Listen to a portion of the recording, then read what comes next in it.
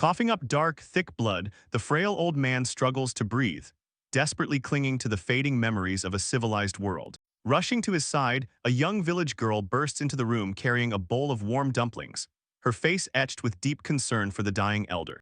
Grateful but utterly exhausted, the old man can only offer a weak sigh of thanks as she gently places the food near his ragged, makeshift bed. Trembling under the weight of his regrets, he tightly shuts his eyes, weeping over the agonizing 50 years he has spent trapped in this merciless realm. Half a century ago, his life had been completely normal, filled with mundane corporate worries as he drove his terrified coworkers to a company workshop. That ordinary day was brutally cut short when a massive landslide completely crushed their van, sweeping them off the mountain road and plunging them into the unknown. Instead of dying in the crash, they awoke in a terrifying, vibrant wilderness ruled by colossal three-tailed foxes and towering two-headed serpents. To their absolute disbelief, the sky above the mountains was filled with flying martial artists, confirming they had fallen straight into the plot of a Xianxia cultivation novel. Hovering above the group like untouchable deities, the majestic local sages immediately sensed the mythical talents dormant within his coworkers. Without a second thought,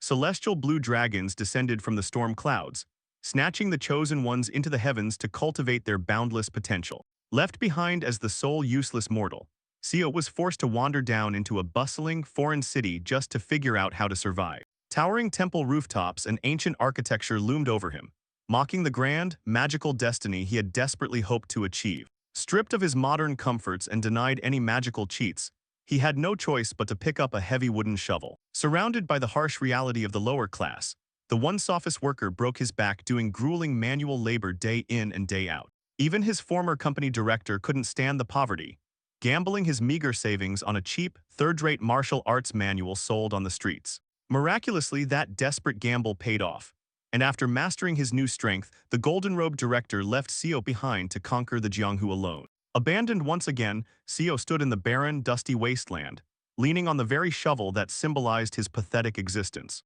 Years of relentless, agonizing toil eventually transformed his soft office hands into a roadmap of deep scars, blisters, and thick calluses. Returning to his dying moments in the present, a fresh wave of agony racks his fragile chest, spilling more crimson blood onto the dirt floor. Despite his utter lack of talent, he had fought tooth and nail to learn the local language, eventually managing to buy a tiny plot of land to farm.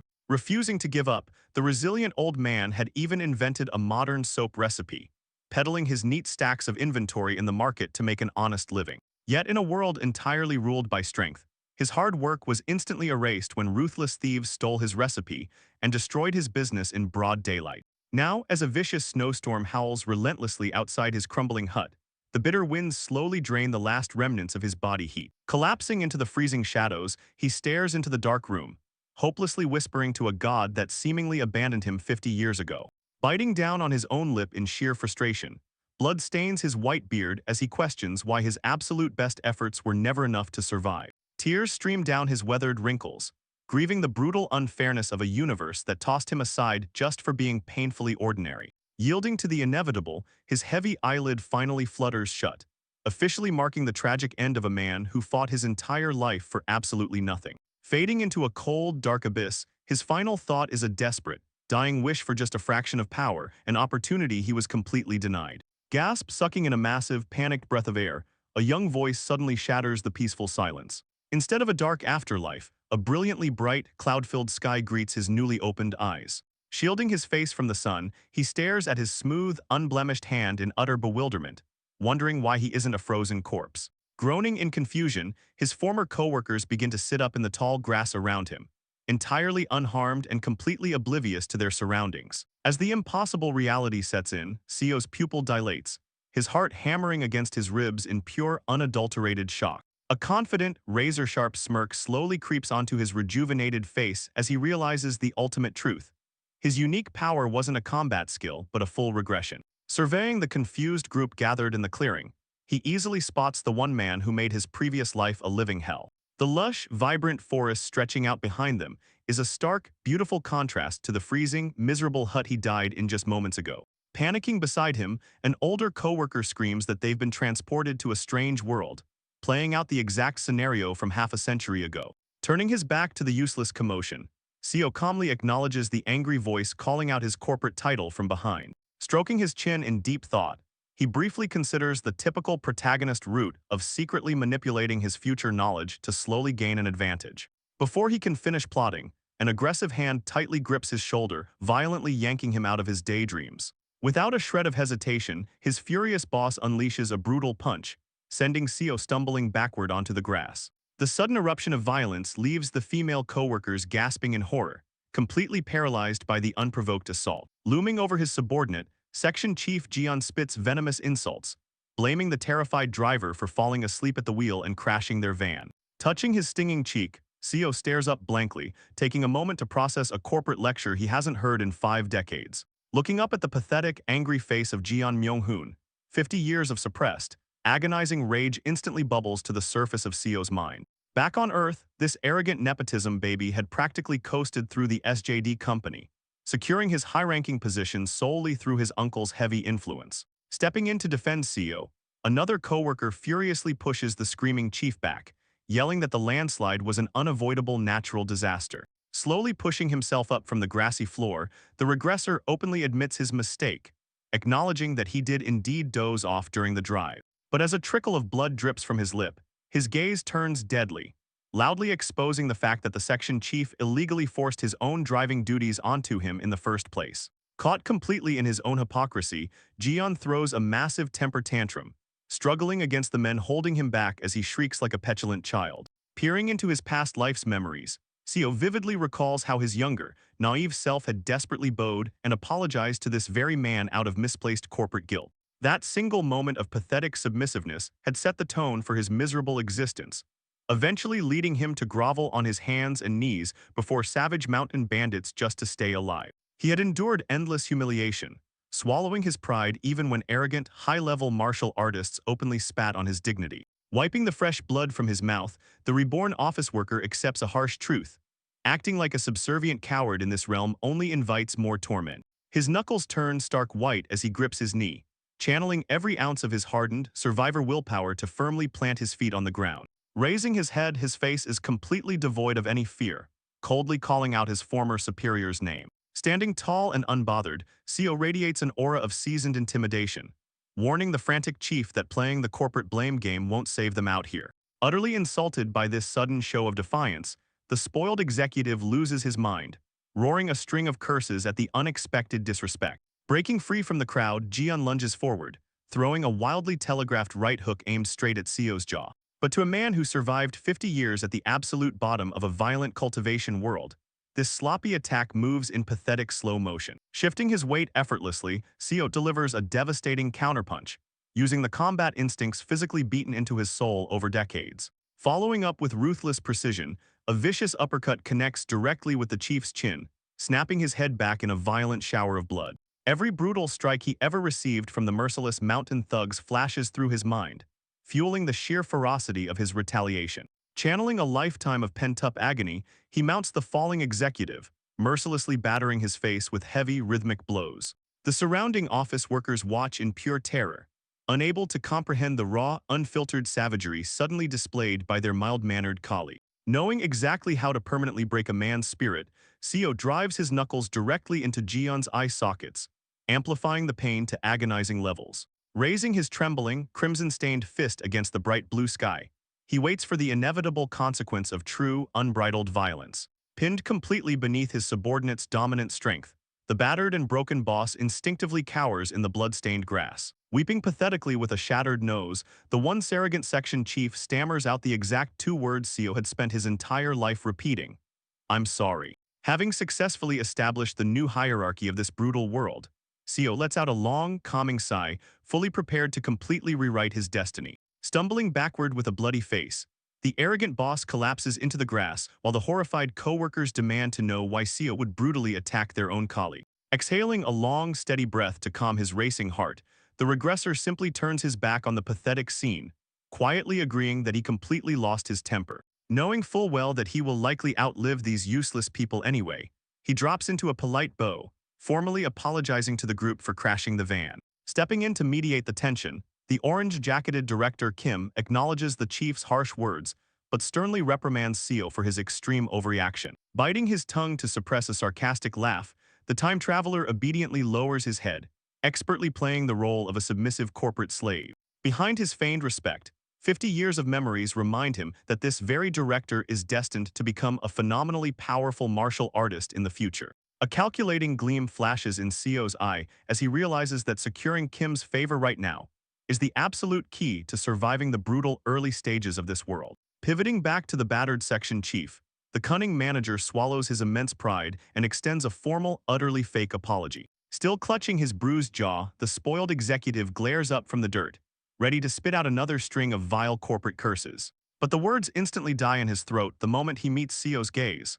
A cold, dead stare devoid of any human empathy. Terrified by that predatory silence, the trembling boss wisely snaps his mouth shut, shrinking back into the safety of the tall grass. Eager to move past the awkward violence, Director Kim places his hands on his hips and suggests they leave the woods to search for a nearby civilization. Nodding in agreement, the protagonist knows this is the most logical plan for modern humans stranded in an unknown environment. Pointing frantically toward the distant mountains, another coworker shatters their naive hopes, reminding everyone that modern logic no longer applies here. In this terrifying dimension known as the Murim, godlike immortals wage catastrophic wars in the sky, completely unbound by earthly laws, where the strong literally devour the weak. Staring down at the pristine, magical lake nestled at the bottom of the falls, the corporate group realizes they are trapped in the legendary Ascension Path forest. Vast, untamed wilderness stretches out for hundreds of miles in every direction, confirming that there is absolutely no human settlement waiting to rescue them. Noting the shifting shadows, Seo casually informs the director that the sun is rapidly setting, making it imperative to establish a secure shelter immediately. Rubbing his chin thoughtfully, the older man quickly agrees, recognizing the immediate danger of navigating a magical forest in pitch darkness. Suddenly, someone asks about the company van, desperately hoping to retrieve the massive stockpile of snacks and bottled water left in the trunk. Glancing sideways, Seo knows for a fact that the vehicle has already been swallowed by the terrain, but explaining the timeline to these amateurs would only sound like absolute madness. Rather than wasting precious daylight arguing, he diplomatically suggests splitting their forces, offering to build the camp himself while the others futilely search for the lost car. As the golden sunset bleeds into twilight over the jagged peaks, he issues a final, chilling warning for the search party to return before the true darkness sets in. Hours later, the dense, ominous canopy of the forest is illuminated only by the warm, flickering glow of a crackling fire at the mouth of a hidden cave. Safe within the rocky walls, the frustrated search party warms their freezing hands, bitterly complaining about how the massive van could just vanish into thin air. Nibbling on a strange, round root she foraged, a female coworker expresses her complete bewilderment at their bizarre, stranded situation. Despite the underlying panic, the tension slightly thaws as the starving group gathers around the flames, pleasantly surprised by the sweet, chestnut-like flavor of their makeshift meal. Tending to the fire with a wooden stick, the regressor offers a reassuring smile, encouraging them to eat as much of the root as they desire. Chewing happily, the director chuckles, praising Seo's unmatched diligence and expressing genuine relief at having such a competent manager by their side. Glancing back at the bruised section chief snoring on the cave floor, Kim even sympathizes with Seo's earlier fatigue, assuming the man had been overworked the night before. Chiming in with a bright smile, the pretty office worker enthusiastically agrees, thoroughly impressed by his remarkable survival skills. Relaxing against the stone walls, the women joke that finding this cozy shelter makes the terrifying ordeal feel more like a fun company camping trip. Poking the glowing embers, the veteran survivor stays quiet, vividly remembering how they had aimlessly wandered for hours in his past life before discovering this exact spot. Attributing his flawless navigation to simple luck, he brushes off the praise, keeping his gaze fixed on the rugged, shadowy walls of the cavern. A somber, almost pitying expression softens his face, knowing full well that this fleeting moment of warmth is the last shred of peace they will ever experience. Above the tree line, a radiant blue moon pierces the night clouds, silently ticking down the seconds until the group's innocent laughter is permanently silenced. Suddenly abandoning his calm demeanor, Seo drops to his hands and knees, violently trembling as he screams a desperate, respectful greeting into the dark wilderness.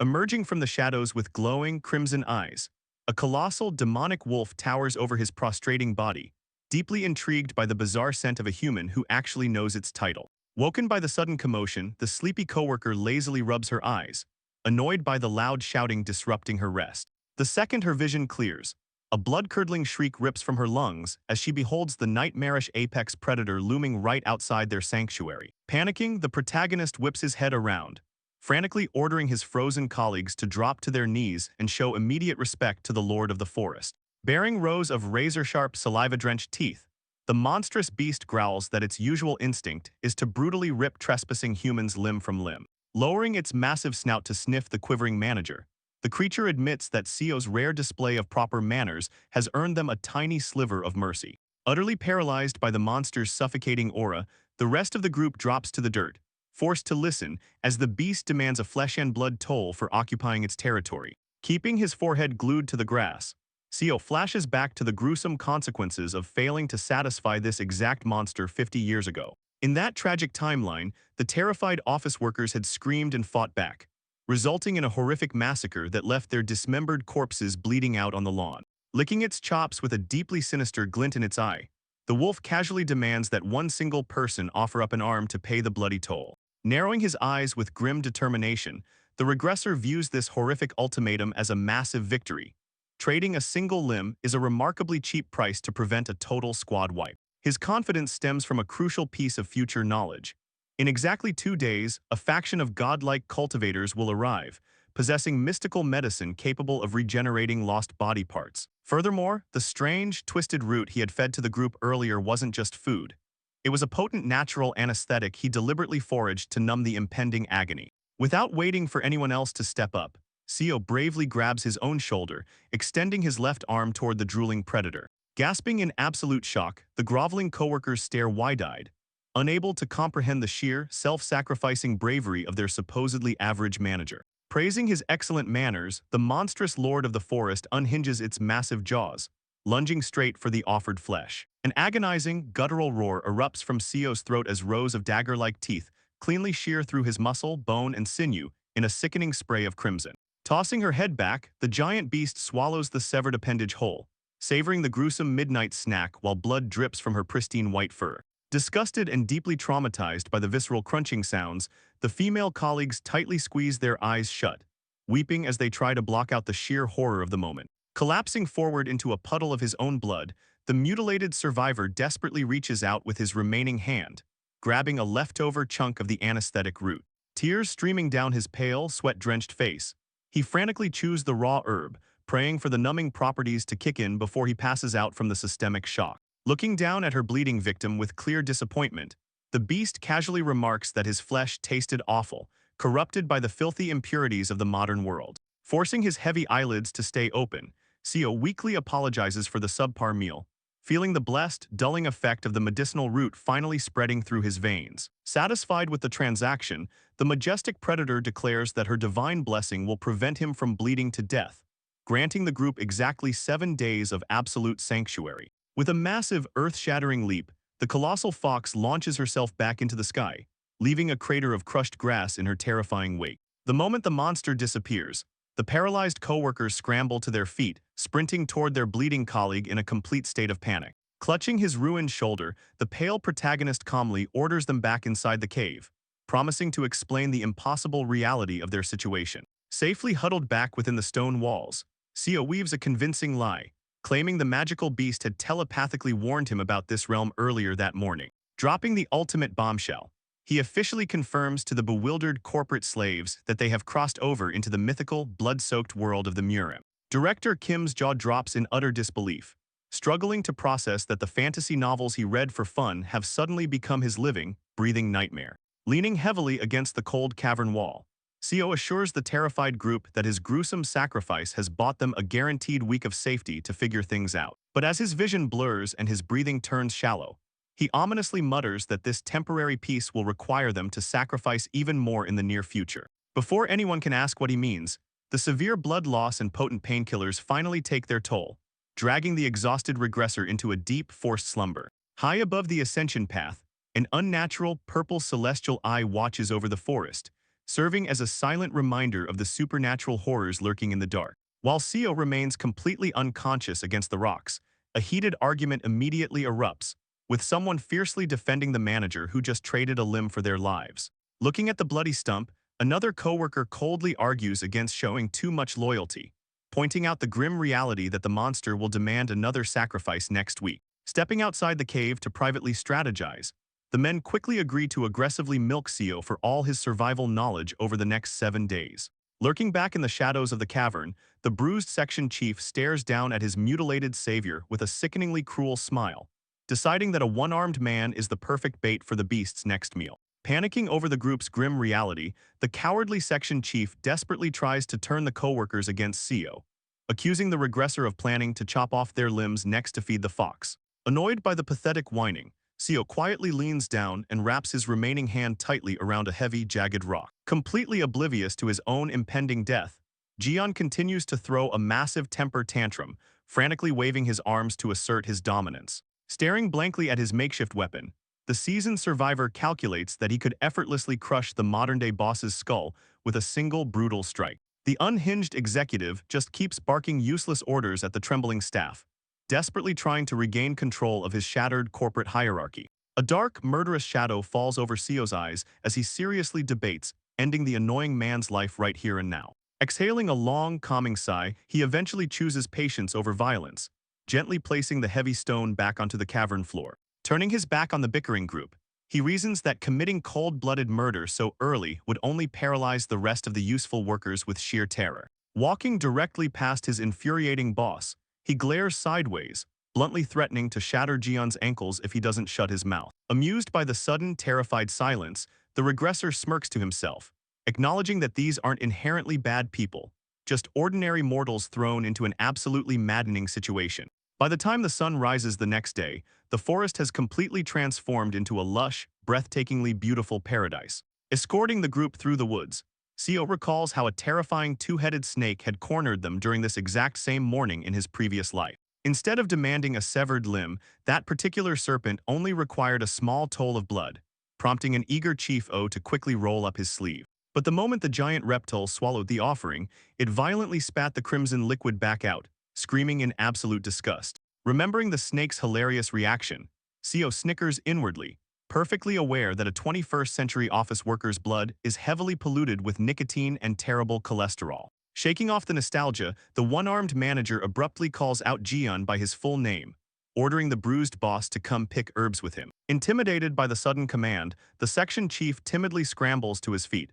following Seo deep into the dense, overgrown brush. Utilizing a brilliant psychological manipulation tactic, Seo casually lies, claiming he plans to sacrifice his other arm to the fox next week, so someone else needs to learn how to forage. Believing that he is officially safe from being monster food, Jian breaks into a pathetic, relieved smile, profusely thanking his subordinate. Sneering as he turns away, Seo basks in his own deception, knowing full well that the fox is never coming back and this idiot will never actually use the survival knowledge. The blazing morning sun beats down heavily on the canopy as the two men get to work. Frustrated by the sheer incompetence behind him, Seo barks aggressively at Jian, scolding him for constantly picking toxic red berries instead of medicinal herbs. Cowering behind a leafy bush, the bruised executive awkwardly holds a handful of the poisonous fruit, stammering out a quiet apology. Completely drained by the physical labor, Jian soon collapses into the dirt, huffing and puffing as he begs for a momentary break.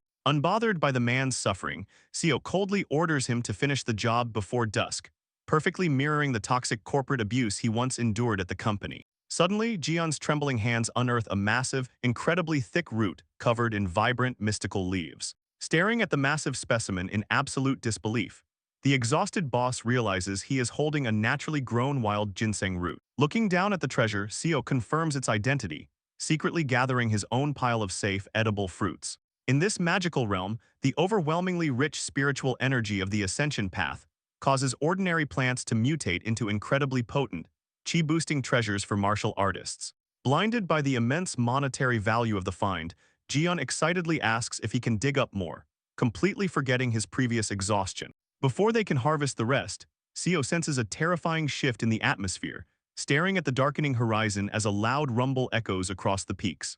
A catastrophic explosion of golden lightning and violent fire suddenly detonates across the evening sky. The sheer kinetic force of the blast violently throws Jian to the ground, leaving him clutching his ringing ears in pure agony. The female coworkers scream in blind panic as three ominous silhouettes magically materialize in the air directly above them. Hovering like arrogant gods, the powerful cultivators gaze down at the trembling mortals with cold, calculating intrigue. Stumbling backward, Director Kim demands to know who these flying intruders are. Ignoring the pathetic mortals, the immortals immediately scan the group, identifying that only 3 individuals possess the rare spiritual roots required for magic. The golden-robed elder steps forward, effortlessly summoning a blinding orb of crackling electricity into his palm. Without a single warning, he unleashes a massive pillar of golden lightning directly onto Section Chief Jeon's body. Instead of incinerating the man, the elder maniacally praises Jeon's hidden heavenly golden thunder physique, while the pale woman steps up to claim her own prize.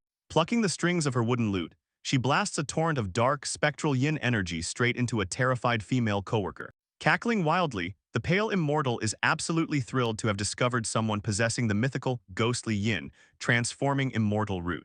A heavy, armored boot suddenly slams onto the grass, crushing the earth as the third immortal makes his grand entrance. The burly giant grabs the remaining talented worker by the shoulder, ecstatic over his incredibly rare, unique holy body. Flashing a wicked grin, the brute announces that all 3 of the chosen mortals will be taken as elite disciples to the Azure Heaven creation sect. Completely immobilized by the suffocating spiritual pressure of the gods, the captured worker chokes out a pathetic gasp for air. The pale woman immediately interjects, aggressively offering the dark secrets of her Black Ghost Valley sect instead. Trying to outbid each other, the cultivators magically project tantalizing visions of limitless wealth, golden treasures, and world-shattering power. While the gods bicker over their new toys, Seo lies bleeding on the ground, weakly interrupting to ask if they can help the rest of the useless mortals escape the forest. Annoyed by the whining, the golden elder sighs and casually pops the cork off a small, glowing jade medicine bottle. He flings a wave of rejuvenating mist over the group, telling the pathetic mortals to stop worrying about their incredibly weak, worthless bodies. Preparing to depart, the burly giant hoists the unconscious Jeon onto his massive shoulder and takes notice of Seo's freshly severed limb. Surprisingly impressed by a mere mortal's willingness to sacrifice his own flesh, the brute envelops Seo's stump in a roaring blue flame that instantly regenerates the missing arm. With their new disciples secured, the 3 godlike beings launch themselves into the starry sky, completely abandoning the talentless workers to their doom. Sprinting frantically after them, Director Kim screams into the void, begging for directions out of the deadly woods. His desperate cries echo pointlessly as the glowing figures vanish seamlessly into the thick night clouds. Lowering his head, Seo feels a bitter sense of déjà vu, recalling how this exact brutal abandonment played out 50 years ago. Flexing his newly restored hand, he manages to find a small silver lining in the fact that he no longer has to survive with only one arm. High above them, a dazzling streak of light cuts across the stars, prompting more panicked groans from the utterly exhausted survivors. Director Kim stares up at the meteor shower, hopelessly confused by the endless magical phenomena bombarding them. By the next morning, the once peaceful sky has been replaced by a violent, torrential thunderstorm. Heavy rain relentlessly batters the rocky entrance of their cave, completely trapping the shivering group inside. Huddled on the cold stone floor, one of the female coworkers begins violently coughing up thick pools of blood. Panic immediately sets in as another woman checks her rapidly deteriorating condition, desperately asking Seo if there are any herbs left to save her. Turning his back to the sick woman, the regressor coldly suggests they wait, knowing full well another powerful entity is about to arrive. Right on cue, the flickering campfire illuminates a shadow approaching the tunnel entrance, instantly drawing everyone's fearful attention. Elegant, silk-robed boots step quietly into the cavern, completely unfazed by the raging storm tearing through the trees outside. A calm, echoing voice fills the enclosed space, comparing their pathetic mortal suffering to mere ants caught in a battle between dragons. The tall, imposing figure finally comes into full view, radiating a serene but overwhelmingly dominant aura. Trembling in absolute fear, Director Kim stutters out loud, demanding the mysterious stranger reveal his identity. Smiling warmly beneath his veil, the majestic blue-haired man officially introduces himself as the legendary Sea Dragon King.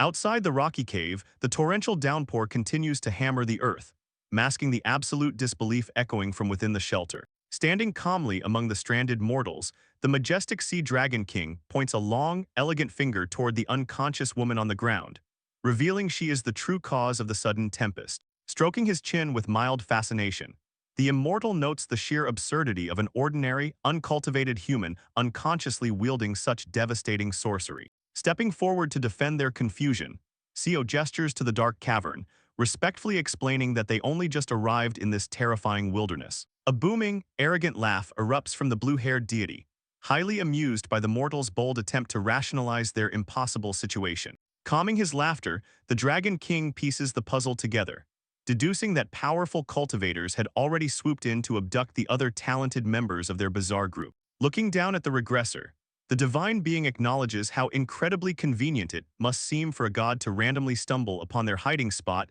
just as the storm broke. Leaning in with a menacing glint in his glowing emerald eye, the immortal drops his playful demeanor to ask if these fragile humans truly comprehend where they are standing. Far beyond the tree line, a blinding pillar of spiritual energy pierces the heavens, marking the legendary ascension path, a sacred gateway connecting the mortal world to the divine upper realm. High in the stormy atmosphere, a swirling, blood-red dimensional rift violently tears the fabric of space apart, a cosmic event that only occurs once every millennium. Drawn by the irresistible allure of this heavenly gate, thousands of colossal, mythical beasts and ancient spiritual beings have already begun converging on the forest to attempt their ascension. Digesting this terrifying reality, Seo nods in grim understanding, while Director Kim stammers out a confused question about their recently abducted coworkers. Pointing a trembling finger upward, the sweating executive completely fails to grasp how earthly sects can recruit new disciples if all the immortals are simultaneously abandoning this world. A condescending sigh escapes the Sea Dragon King as he reaches deep into his embroidered silk robes, pitying the narrow bounds of human logic. Pulling out a pristine, white porcelain flask, the deity explains the fundamental concept of spatial magic, a technique that allows cultivators to effortlessly shrink colossal objects.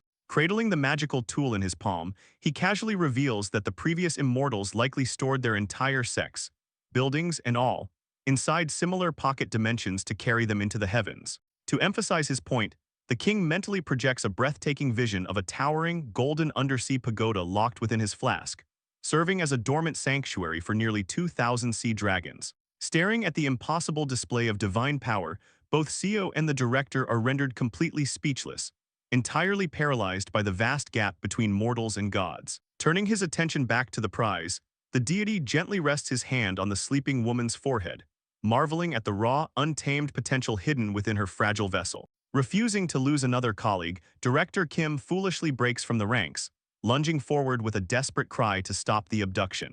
Before he can even take 2 steps, an invisible, crushing gravitational force slams the executive onto his knees, rupturing blood vessels in his bulging eyes as he coughs up a violent spray of crimson. Effortlessly scooping the unconscious woman into his arms bridal style, the majestic king declares his intention to infuse her with his dragon blood, officially marking her as his kin. Fixing the struggling humans with a chilling, reptilian glare, his emerald eyes glow with lethal warning, advising the pathetic mortals to never casually question a high-level cultivator again. Pinned face first against the dirt by the suffocating spiritual pressure, Seo can only grit his teeth in silent fury as Director Kim chokes on his own blood beside him. Pivoting on his heel, the blue-haired immortal casually begins his exit, his embroidered boots gliding silently across the rocky floor. Leaving the battered men groveling in the dust, the departing god smugly reminds them that his mere conversational generosity is the only reason they are still drawing breath. Outside the sanctuary, a ferocious web of golden lightning violently splinters the dark clouds, heralding the deity's true form. Bursting through the storm, a gargantuan azure sea dragon ascends into the heavens, its massive serpentine body completely eclipsing the night sky before vanishing entirely. By the time dawn breaks the following morning, the apocalyptic weather has vanished, replaced by a deceptively peaceful, sun-drenched forest. Waking up to this bizarre tranquility, the last remaining female coworker stares blankly into the woods, her mind completely fracturing under the sheer absurdity of their situation. Clutching her throbbing head, she breaks into a broken, hysterical laugh, summarizing the sheer madness of watching dragons and gods repeatedly abduct her office team. Trying to anchor her back to reality, the injured regressor walks over and gently places a comforting hand on her trembling shoulder. Looking up at her battered savior through messy bangs, the terrified woman begs Seo to promise he won't be the next one taken by the heavens. Tears spill freely down her pale cheeks as she tearfully admits that without his survival knowledge, she would surely perish alone in these monster-infested woods. Looking down with a melancholic, knowing gaze, Seo stays silent, painfully aware that in the Murim, promises of safety are entirely worthless. Suddenly, the woman's desperate sobbing turns into a blood-curdling scream of pure terror as she points toward the distant tree line. A ferocious gust of wind instantly flattens the tall grass around the boulder, prompting director Kim to frantically yell out in confusion over her sudden panic. High above the canopy, thousands of birds simultaneously take flight, abandoning their nests in a massive, chaotic swarm as something deeply unnatural approaches. Swiveling his head toward the disturbance, the director's annoyance evaporates into absolute dread as a heavy, mechanical stomping shakes the earth. Bursting through the foliage, a grotesque, cybernetically enhanced lion beast stomps into the clearing, carrying a creepy, grinning elder on its metallic back. Chuckling darkly at the sight of the cowering humans, the old man quickly deduces that these fragile mortals were merely sucked into a spatial storm generated by the impending ascension gate. Effortlessly floating down from his monstrous mount, the hunchbacked cultivator lanes on his wooden cane, demanding to know who just released a massive burst of spiritual consciousness. Peering through his golden monocle, the old freak flashes a horrifying, toothy grin, locking his manic gaze onto the trembling woman. Summoning a sliver of foolish bravery, director Kim immediately jumps in front of his female colleague, frantically throwing his hands up to block the creeping immortal. Without breaking his disturbing smile, the elder casually flicks his cane, unleashing a devastating concussive blast that launches the executive violently into the air. Skidding painfully across the grassy terrain, the helpless director leaves a long, muddy trench in his violent wake. Reacting on pure instinct, Seo leaps into the trajectory, catching his boss midair and absorbing the brutal kinetic impact with his own body. Coughing up dirt, the director frantically checks on his savior, horrified to see the back of Seo's dress shirt completely melted away to reveal raw, deeply scorched flesh. Ignoring the battered men completely, the creepy elder kneels before the paralyzed woman, gently stroking her cheek as he offers to artificially awaken her dormant spiritual roots. Pinching her face with uncomfortable familiarity, the immortal forces her to look at him, while a single tear escapes her eye as she silently calls out to her bleeding coworkers. Sensing her lingering hesitation, the old freak's grin morphs into a scowl, deeply offended that a pathetic mortal would cling to earthly attachments when offered divine power. Clenching his fist, the cultivator unleashes a wave of telekinetic fury, violently yanking both Seo and the director off the ground by their invisible throats.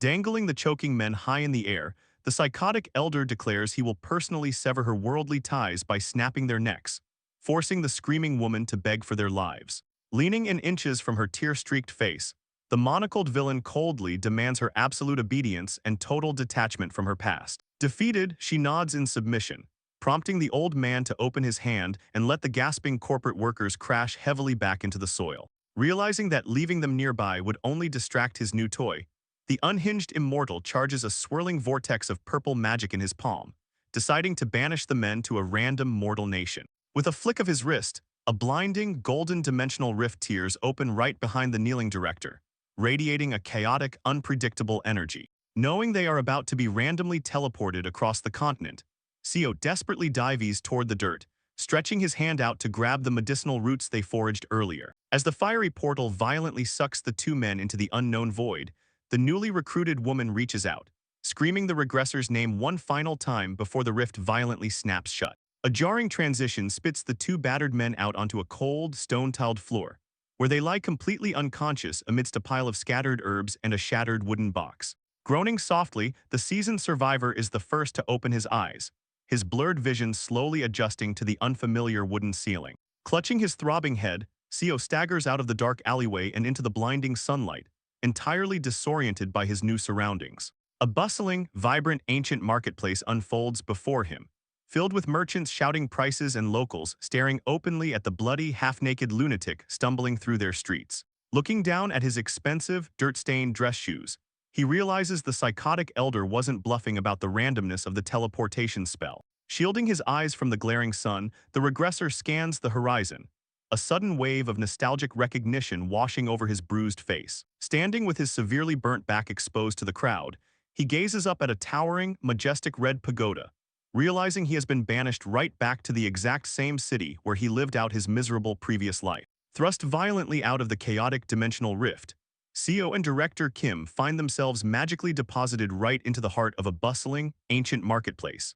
Overwhelmed by the sheer absurdity of their day, the exhausted executive collapses next to a pile of discarded wooden crates, burying his face in his hands. The weary regressor slumps against the cold stone wall beside him, completely agreeing that the madness they just survived feels like a terrible, endless nightmare. Desperately trying to find a silver lining, Kim rubs his balding head, letting out a shaky breath of relief that they weren't dragged away by those terrifying immortal monsters. Seo, however, keeps his thoughts to himself, remaining quietly vigilant as he realizes their situation is still incredibly dangerous. His mind instantly flashes back to the agonizing 50 years he spent in his past life as a powerless herb gatherer, forced to constantly bow before ruthless bandits just to survive. Pushing himself up, he shakes off the grim memories and encourages the director to leave the filthy alleyway, knowing they can't hide in the shadows forever. Stepping out into the sprawling, magnificent metropolis, they are immediately dwarfed by the sheer scale of the traditional blue-roofed architecture stretching out for miles. Unfortunately, their sudden appearance draws unwanted attention from the elegantly dressed locals, who begin whispering and pointing at the strange newcomers. Baffled by the foreign dialect the townspeople are speaking, the nervous director leans in to ask what they are saying. To his absolute shock, Kim flinches as his supposedly average manager casually translates the chatter, explaining that the locals are just mocking their ruined modern clothing. Flashing a confident smirk over his gruesomely scorched shoulder, Seo reveals that he happens to know a bit of the local language. A massive wave of relief washes over the older man's face, thrilled to have a competent translator in this terrifying new world. Of course, it was a complete lie. Reading the wooden signs hanging outside a nearby tavern, Seo knows this isn't Chinese at all, but the distinct, complex language of the Murim. During his miserable first life, he had suffered 2 entire months of relentless mockery from street beggars just to learn the absolute basics of this dialect. Grateful that he doesn't have to repeat that degrading process, the time traveler strips off his ruined shirt and suggests they go secure some proper attire. But before they can buy clothes, they need currency, leading the pair straight to the grand wooden entrance of the local medicine hall. Behind the counter, the elderly shopkeeper's eyes practically bulge out of his skull as he gently cradles the massive, energy-rich wild ginseng they just foraged. With profound respect, the merchant eagerly bows his head, estimating the rare bamboo roots to be worth a staggering 15 silver ingots. Hearing that massive figure, Seo visibly gulps, realizing he had never held anywhere near that amount of wealth during his entire previous life. Firmly clearing his throat to maintain his composure, he urges the laughing shopkeeper to hurry up and finalize the transaction. With their pockets fully lined with silver, the two men spend the rest of the sunny afternoon preparing for their new lives. Arriving at a sprawling, luxurious 2-story courtyard home, the director gasps in absolute shock, unable to believe this is their new residence. Beaming with pride, Seo formally welcomes him to their estate, promising to start teaching his former boss the local language right away. Internally, however, the regressor is sweating bullets, staring down at the single silver coin left in his hand after bribing officials for fake identities and purchasing the property. Slipping into a set of clean, traditional gray robes, he quietly hides the massive burn scar on his back, choosing not to burden the older man with their extreme financial stress. Turning around with a respectful bow, he suggests dropping the corporate formalities now that they are living entirely new lives. Smiling warmly at the man who saved his life, the former executive agrees, finally calling the manager by his real name, Seo Yoonhyun. Later that night, a bright full moon illuminates the peaceful courtyard of their newly acquired estate. Inside the dimly lit study, a small oil lamp flickers, casting dancing shadows against the wooden walls. The rest of their mystical harvest is spread carefully across a white cloth on the desk, including the incredibly rare chi-infused yellow roots. Staring down at the foliage, Director Kim logically points out that they need a steady income, suggesting they sell the remaining plants to fund a new business. Listening silently, Seo contemplates the older man's natural talent for mid-sized corporate management, knowing he would easily succeed as a merchant. But a sharp, ambitious glint sparks in the time traveler's eye. Having suffered the absolute worst of this realm, he refuses to settle for just being a wealthy shopkeeper. Unaware of his true destiny, Kim Young-hoon paces around the room, completely oblivious to the fact that his future lies in becoming an unparalleled martial genius. In the previous timeline, it only took the director a few months to master a garbage, third-rate manual he bought off a street vendor.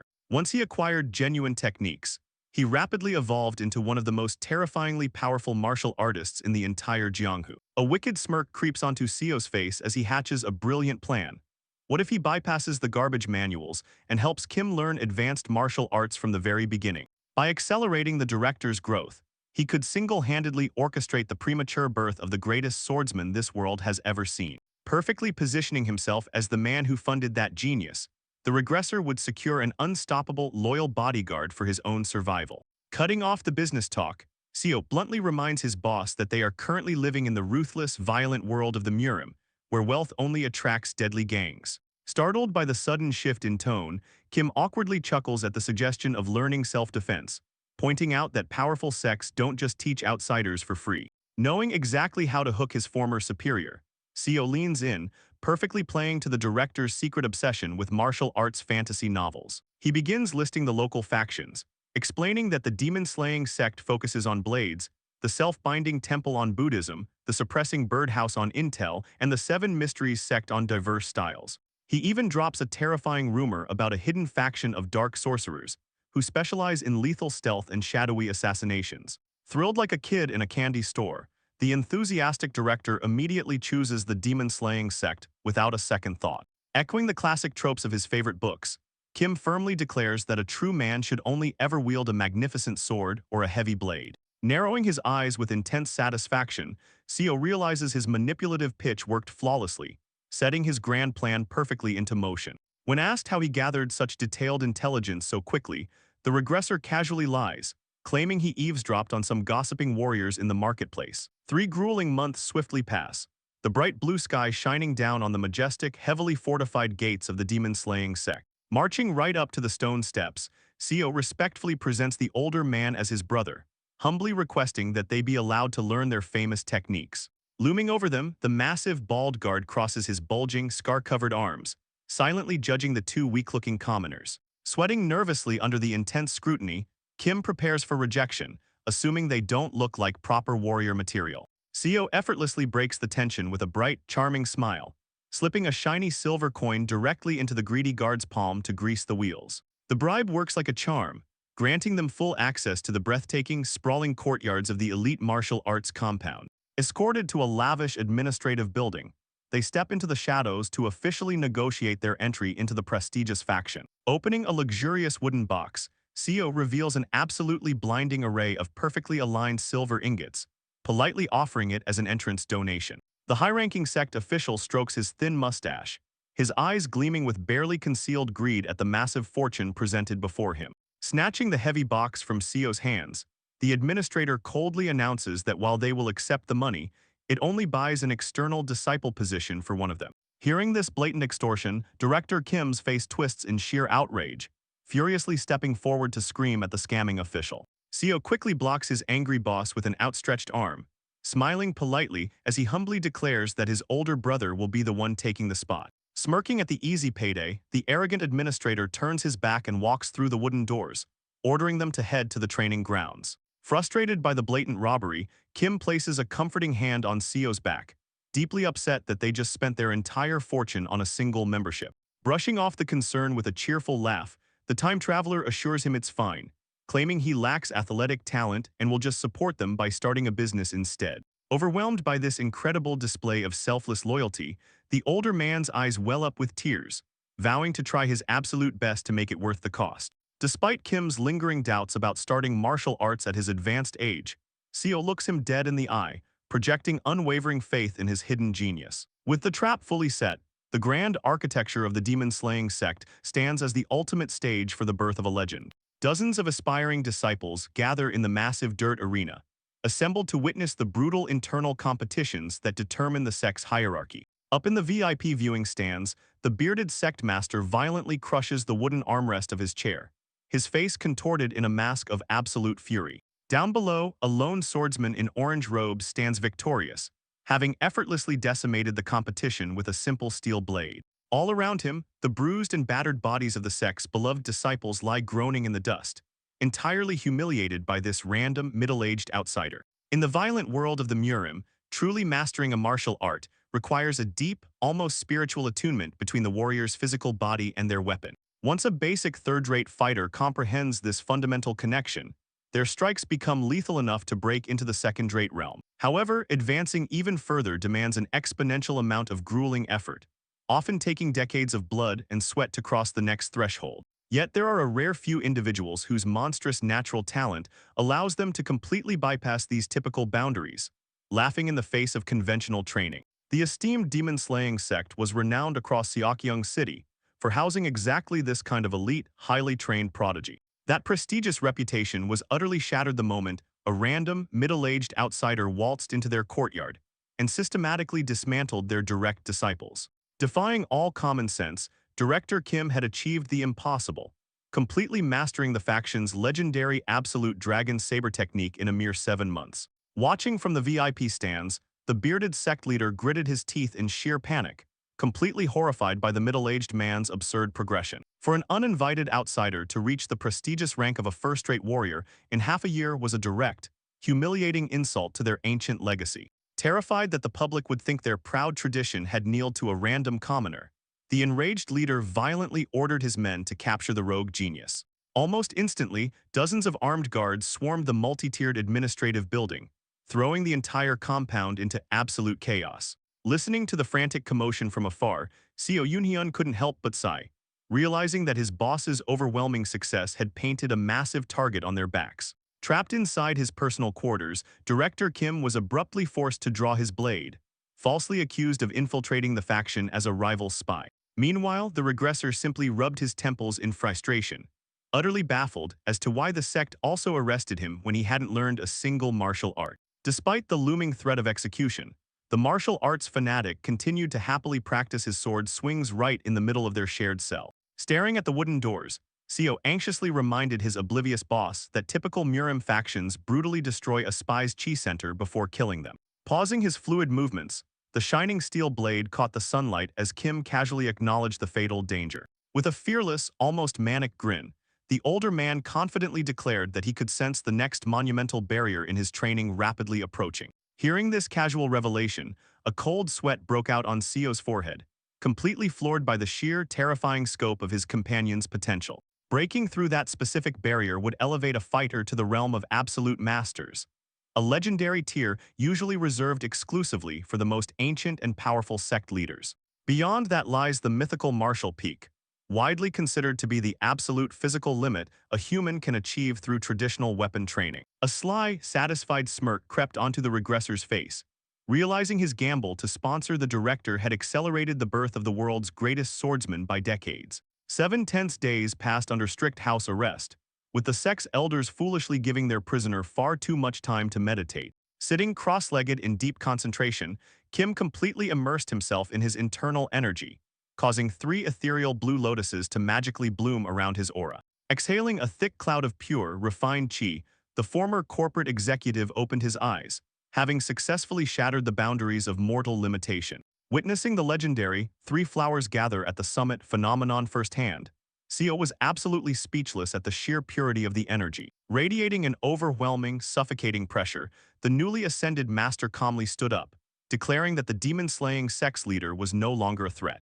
Laughing in sheer disbelief, the younger man openly admitted that his boss's terrifying evolution had far surpassed his wildest expectations. Gripping the hilt of his saber with newfound confidence, Kim warmly chuckled, equally surprised by the monstrous dormant talent hidden within his own body. Their quiet celebration was abruptly cut short by the heavy, rhythmic stomping of armed enforcers marching right up to their wooden cell doors.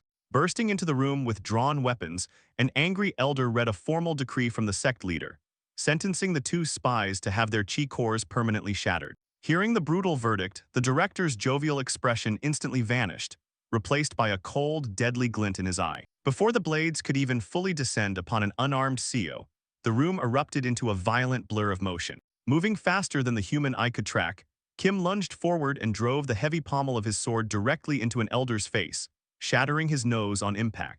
In a fluid, merciless dance of steel, the ascended master brutally disarmed the remaining guards, slicing through their wrists and sending blood spraying across the wooden panels. Standing victorious amidst the screaming enforcers, Kim let out a disappointed sigh, lamenting that his very first sect experience had to end so violently. Refusing to be taken captive, the duo fought their way out of the compound, carving a bloody path straight through the furious disciples. Realizing they were facing a true peak-level martial artist, the remaining faction members completely abandoned their pride, scrambling over each other to flee for their lives. Stepping over the groaning bodies littering the courtyard, the director casually turned to his companion, announcing his desire to test his newfound strength against other sects. Wiping a small streak of blood from his own face, the loyal regressor pledged to follow him anywhere, immediately suggesting they challenge the infamous dragon fighting stronghold next. Agreeing to the plan, Kim instructed Seo to head out first, promising to catch up the moment he finished slaughtering the corrupt elders who tried to cripple him. Leaving the carnage behind, Seo began the arduous trek through the towering, misty peaks that defined the rugged Murim landscape. To his absolute astonishment, the director was already waiting for him at the rendezvous point, casually resting a blood-soaked blade on his shoulder with a massive grin. Panting heavily as he scaled the final boulders, the exhausted younger man complained that a peak-level master's movement speed was simply too ridiculous to keep up with. Staring at the thick crimson liquid dripping from the steel edge, Seo recognized the heavy toll this violent world forced upon its inhabitants. He vividly remembered how much the older man used to despise his ruthless tactics back in the forest, deeply disturbed by the necessity of killing. Looking out over the traditional red gates nestled in the mountains, Kim wistfully admitted that he would trade all this magical power just to return to their mundane lives on Earth. Pulling himself up onto the cliffside, the regressor silently agreed. If his ability allowed him to travel between dimensions, he would abandon this blood-soaked realm in a heartbeat. But knowing they were permanently trapped here, the two modern men crossed the treacherous stone bridge, fully committing themselves to surviving the violent Jianghu. Over the ensuing months, the unstoppable director made good on their plan, violently storming the dragon-fighting stronghold and forcing its leader to submit at blade point. Word of his terrifying strength spread like wildfire, prompting the duo to spend the next 2 years systematically touring every major region to challenge their strongest fighters. By their third year, Kim achieved the ultimate martial supremacy, brutally shattering the wooden emblems of every single prestigious sect that dared to stand in his way. Universally recognized as the greatest martial artist under the heavens, the former office worker stood at the absolute pinnacle of human combat. Leveraging his godlike reputation, he single-handedly united the fractured factions to form the Grand Martial Alliance, constructing a sprawling palace over the next 7 years. Despite their massive difference in age and status, the director never forgot his loyal brother, eventually presenting Seo with a custom-made, handwritten manual titled The Severing Mountain Sword. Flipping through the pages, the younger man was profoundly touched as Kim explained that he designed these specific techniques to perfectly match Seo's unique physique. Reading the accompanying Dragon Vein Chi method, Seo's eyes widened in sheer awe, realizing he was holding a genuine first-rate cultivation technique. Unfortunately, possessing a legendary manual doesn't magically grant talent, and the regressor spent countless hours painfully failing to execute even the most basic swings. Watching his sponsored companion constantly eat dirt, the all-powerful alliance leader lightly tapped his chin with a wooden training sword, genuinely baffled by Seo's extreme lack of coordination. Gripping his hair in absolute despair, the time traveler was forced to confront the harsh, humiliating reality that his physical talent was practically non-existent. Even with the greatest swordsman in the world providing one-on-one, personalized tutoring, Seo's palms blistered and bled without making any real progress. Dropping his wooden weapon in defeat, the younger man sighed heavily, accepting that he was better suited to studying medicine and running the Alliance's finances. Embracing his true strengths, Seo successfully transformed the Martial Alliance into an impossibly wealthy powerhouse, watching from the towering pagodas as the years quietly slipped by. It wasn't until much later that the true pinnacle of their journey was revealed, when Seo urgently slid open the doors to the director's private meditation chamber. Inside, the now elderly Kim Young-hoon sat levitating off the floor, surrounded by 5 brilliantly glowing orbs of hypercondensed spiritual energy. The regressor's breath caught in his throat, instantly recognizing this mythical phenomenon as 5 energies converged to the origin, a legendary state meant only for immortal cultivators. Suddenly, the aging swordsman's eyes snapped open, glowing with a blinding white light as a catastrophic surge of pure power violently erupted from his mortal vessel. The sheer concentrated force shredded the upper half of his robes to dust, bathing the room in a radiant, golden aura that defied the laws of nature. The explosive shockwave hit Seo like a physical wall, launching him violently backward across the wooden floorboards as the room trembled. Shielding his face from the blinding light, the younger man cautiously called out his brother's name, terrified of what the older man had become. A deep, hearty laugh echoed through the settling dust, as the bright light slowly faded to reveal an impossible, miraculous physical transformation. Stripped of his wrinkles and gray hair, the Alliance leader sat with a perfectly chiseled, rejuvenated young physique, having completely shattered the boundaries of human mortality through sheer, unmatched genius. Bursting with newfound vitality, the rejuvenated Alliance leader stares at his own hands, loudly declaring that he feels energetic enough to conquer the world. Walking back into his private chambers, Kim casually straightens his black silk robes, smiling as Seo jokes that the public would be absolutely horrified by this impossible bodily transformation. Despite his godlike physical peak, the leader abruptly changes the subject, pacing the floor as he complains about desperately needing a competent successor to run the martial alliance. Leaning against the wooden partition, Seo playfully rolls his eyes, sarcastically reminding his boss that finding a replacement is nearly impossible when Kim's martial genius completely eclipses the rest of humanity. Peering out the window at the hundreds of disciples practicing their forms in the courtyard, Kim acknowledges the compliment, but still insists the organization needs proper leadership. The grand, golden-roofed headquarters stands as a magnificent testament to their 35 years of shared struggle in the ruthless Mura. Inside his quiet study, the older, gray-haired Seo Yoonhyun carefully dips his brush into ink, reflecting on the long, grueling decades that have slipped by since they first arrived on the ascension path. Now an elderly man in his mid-60s, the regressor spends his days peacefully managing the Alliance's paperwork, his youthful face long replaced by deep wrinkles and a silver beard. A heavy sigh escapes his lips as he recalls how, just 1 year after achieving his miraculous bodily reconstruction, Director Kim abruptly passed on the mantle of leadership and vanished. Staring out at the empty, moonlit corridors, Seo admits he had desperately hoped to retire alongside his brother, but stayed behind just to prevent the massive faction from collapsing into civil war. He vividly remembers the lame excuse Kim gave before leaving, a sudden desire to casually wander the Yongnuo region, a choice that conveniently made him miss Seo's grand retirement ceremony entirely. Walking alone through the vast, immaculate gardens of his newly purchased estate, the retired manager finally feels the crushing weight of his isolation. Glancing back at the massive, multi-tiered manor he bought with his hard-earned retirement funds, he mutters that the property is simply far too large for one old man to live in. His quiet contemplation is violently interrupted by the sudden rustling of leaves, prompting Seo to sharply demand who is hiding in his private bushes. Stepping out of the foliage, a figure clad in tattered black robes struggles to his feet, letting out a weak, raspy laugh that instantly makes Seo freeze in shock. Before him stands Kim Young-hoon, but the once invincible martial god is now panting heavily, his clothes torn to shreds and his muscular frame covered in deep, bleeding lacerations.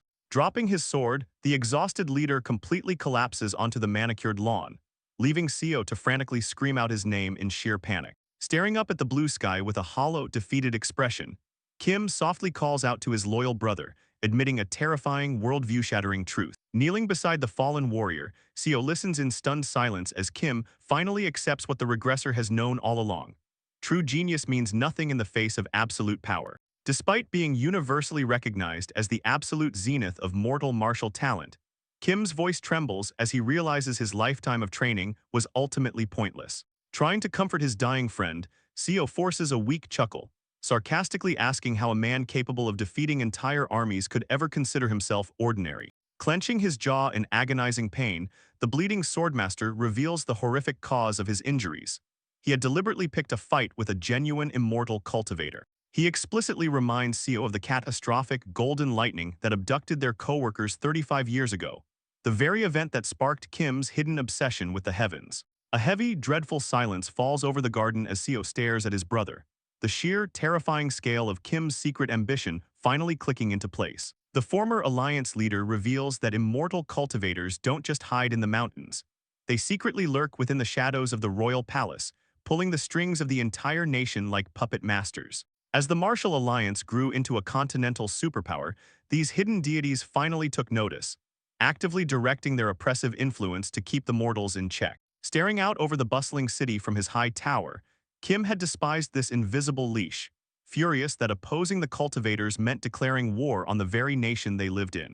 Unwilling to drag his beloved faction into a suicidal conflict, the proud swordsman had secretly stepped down from his leadership role, choosing to hunt the gods as a lone wolf. Lying in the grass, Kim coughs weakly, explaining that tracking down the elusive immortals was an incredibly frustrating, nearly impossible task. Whenever he actually managed to corner one, the arrogant beings would blatantly ignore him, casually dismissing the greatest mortal warrior as entirely unworthy of their time, using cheap illusions or simply flying away to avoid the fight.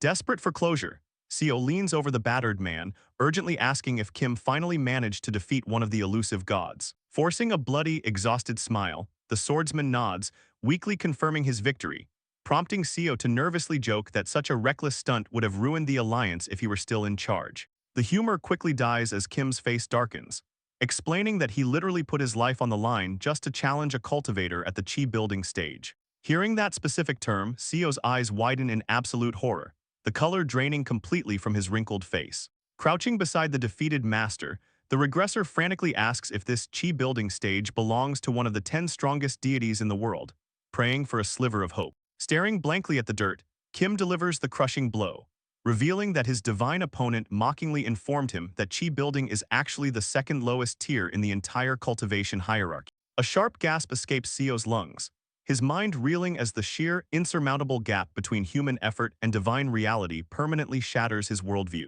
In both of his miserable lives, Sio had always known cultivators were ridiculously overpowered beings, but he had never truly comprehended the absolute depths of their superiority. To a mortal, Kim Young-hoon was a literal god, a man capable of walking on air, defying gravity, and slicing through solid steel and stone architecture as if it were soft tofu. Yet the horrifying truth remained. This unparalleled, once-in-a-century mortal genius had sacrificed everything just to barely scratch the finger of an absolute bottom-tier immortal. Clenching his bleeding fists, Kim bitterly admits that he was nothing more than a frog in a well, completely delusional for believing human martial arts could ever rival true magic. Paralyzed by the sheer weight of this revelation, the elderly regressor is rendered completely speechless, staring at his broken brother in profound despair. Refusing to die with regrets, the stubborn swordsman reaches into his tattered black robes, his eyes burning with an unyielding, almost manic resolve. Pulling out a severed, blood-drenched human hand, Kim proudly declares his victory, proving that human steel can indeed draw immortal blood. Desperately trying to find a silver lining, Sio asks if Kim's martial arts managed to permanently cripple the god, only to be met with a flat, soul-crushing denial. The cultivator had simply slapped a cheap paper talisman onto the bleeding stump, instantly regenerating the severed hand in front of Kim's horrified eyes. Admitting total defeat, the swordsman slowly rises to his feet, sadly announcing that he has finally hit the absolute, unbreakable limit of mortal martial arts. However, his story isn't over. The immortal was so thoroughly impressed by Kim's psychotic willpower that he offered the mortal a spot in his cultivation sect, forcing him to start over from the absolute bottom. Baffled by this twist, Sio quickly points out the massive flaw, reminding Kim that human ascension is physically impossible without being born with a magical spiritual root. With a triumphant, blazing aura erupting from his body, Kim reveals the ultimate cheat code. Achieving the legendary 5 energies converging to the origin perfectly mimics the effects of a natural-born spiritual root. Leaning heavily on his massive blade, the swordsman smiles sadly at his loyal friend, lamenting the brutal unfairness that mortals must dedicate their entire, grueling lives just to artificially manifest a trait that cultivators are effortlessly born with. Suddenly, a terrifying, dark purple energy begins to violently swirl around Kim's steel blade, signaling that his time in the mortal realm is officially over. As the dark aura slowly envelops his legs, the ascending master confidently declares his intention to aim for the higher stages of cultivation, leaving his past behind entirely. Reaching out from the swirling void, Kim hands over a tightly bound golden scroll, offering his final, most precious gift to the man who funded his legend. Frantically reaching out, Sio screams his brother's name, desperately trying to pull him back from the consuming magical portal. Looking down at the golden scroll, the regressor reads the title, a meticulous, handwritten record of Kim's lifelong, agonizing attempt to use physical martial arts to surpass divine magic. Clutching the heavy manuscript to his chest, tears stream down the old man's wrinkled face as he begs to know where his brother is going without him. A violent, bloody cough suddenly racks Sio's frail body, the emotional stress proving too much for his aging, uncultivated mortal heart. Lying bedridden under luxurious silk sheets, the wealthy regressor reflects on the cruel irony that, after 50 grueling years in a magical world, he is once again dying of a common cold, exactly as he did in his previous life. Staring up at the ornate wooden canopy, he bitterly accepts that no amount of wealth or human effort can ever truly rewrite a mortal's pathetic destiny. Glancing at the worn pages of the martial arts manual resting on his bedside table, he acknowledges that he lived this second life to its absolute limits, deliberately avoiding romance or rest just to ensure he wouldn't die with the same pathetic regrets. Thanks to his relentless dedication to business, he successfully united the mortal sex and experienced all the fabulous wealth and fame the Jianghu had to offer. Yet as his vision finally begins to fade to black, a single tear slips down his wrinkled cheek, wondering if, had they just struggled a little bit harder, he and Kim could have truly reached the sky together. Gasping for air, Sio's eyes snap wide open, his pupils dilating in sheer, unadulterated panic as he jolts awake from what should have been his deathbed. Slowly sitting up, the elderly regressor stares in disbelief at the towering, ancient trees and the giant dead stump, realizing he is back in the cursed ascension path. Lifting his unblemished, calloused hands, he feels an explosive rush of youthful vitality coursing through his veins, confirming that his regression wasn't just a miraculous one-time event. His deep introspection is violently interrupted by a furious scream, as Section Chief Jian charges out of the brush, hurling venomous insults at his subordinate. In his first timeline, this unprovoked attack had caught Seo completely off guard. But now, the seasoned survivor effortlessly sidesteps the clumsy punch with fluid grace. Stumbling past him, the spoiled executive glares back in utter shock, completely baffled that his weak manager somehow dodged his strike without even looking. Ignoring the angry idiot, Seo brushes the dirt off his pristine dress pants, his mind racing to process the absolute magnitude of his situation. While regaining a healthy, youthful body is undeniably a massive blessing, a dark cloud of anxiety immediately settles over his thoughts. Sweating profusely, the enraged chief continues to bark pathetic corporate threats, demanding to know why Seo isn't groveling for forgiveness after crashing their van. Deflecting the man's wild, uncoordinated swings, the regressor barely registers the fight, his mind completely consumed by the agonizing realization of what he just lost. The sprawling martial alliance, the vast fortunes he amassed, and the 50 years of grueling memories he shared with his sworn brother had all been erased in a single heartbeat. Desperately throwing a wild haymaker, Jian huffs in exhaustion, completely oblivious to the existential crisis torturing the man effortlessly dodging his blows. Staring blankly at the ground, Seo realizes he is trapped in an infinite loop of suffering, forced to push the boulder of fate endlessly until the end of time. Worse still, looking at the confused, terrified faces of his female coworkers gathered in the clearing, he knows they are just empty shells, strangers wearing the faces of the people he spent decades mourning. Watching the scuffle from the sidelines, Director Kim finally steps in, grabbing the screaming section chief by the shoulder to forcefully de-escalate the situation. Unfazed by the commotion, Seo calmly stands his ground, staring coldly at the pathetic men who don't yet realize they are mere insects in a world of gods. Adopting his old corporate persona, the regressor smoothly turns the blame back on his superior, loudly reminding everyone that Jian illegally forced him to drive after overloading him with paperwork. Brushing past the stunned executive, Seo authoritatively declares that playing the blame game won't save them from the very real dangers lurking in the woods. Utterly humiliated and stripped of his corporate authority, Jian grinds his teeth in silent fury, completely unable to form a coherent rebuttal. Stepping into the leadership vacuum, Director Kim awkwardly clears his throat, offering to scout the area for a safe place to set up camp before dusk. Taking absolute control of the group, Seo quickly assigns tasks, instructing the frightened women and the remaining men to either search for the lost car or scout a path out of the forest. Turning his back on the useless corporate slaves, the regressor heads straight toward the treacherous rocky terrain, confidently promising to have a warm fire waiting for them by sunset. Hours later, the brilliant blue moon ascends into the starry night sky, casting long, ominous shadows over the dense canopy of the ascension path. Nestled securely within the rocky cliffside, the hidden cavern glows with the warm, inviting light of a crackling campfire, providing a tiny sliver of temporary sanctuary. Huddled together on the cold stone floor, the exhausted, traumatized coworkers lie fast asleep around the flames, completely unaware of the demonic horrors lurking just outside. Lying on his back, Seo stares blankly at the rocky ceiling, dreading the psychological torture of living through this unending regression cycle. A desperate, hopeful thought briefly crosses his mind. Perhaps if he somehow manages to find a way back to modern Earth, this cursed time loop will finally break. Rubbing his temples, the weary survivor sighs heavily, fully aware that escaping a magical realm governed by immortal deities is practically impossible for an ordinary human. Suddenly, a chaotic memory flashes through his mind. The creepy, cybernetic elder laughing maniacally as he explained how the Ascension Gate destabilizes the fabric of space itself. Sitting up abruptly, Seo realizes that this massive dimensional rift is the exact phenomenon that dragged their company van into the Murim in the first place. Clenching his fist with newfound resolve, he deduces that if he can survive long enough to study the gate, he might actually find a backdoor leading straight back to his original dimension. Stepping quietly out of the sleeping cave, the regressor stares out into the dark, foreboding woods, accepting the harsh reality that a fragile mortal body will never survive that kind of magical research. A brilliant vision of the swirling, blood-red dimensional rift solidifies his goal.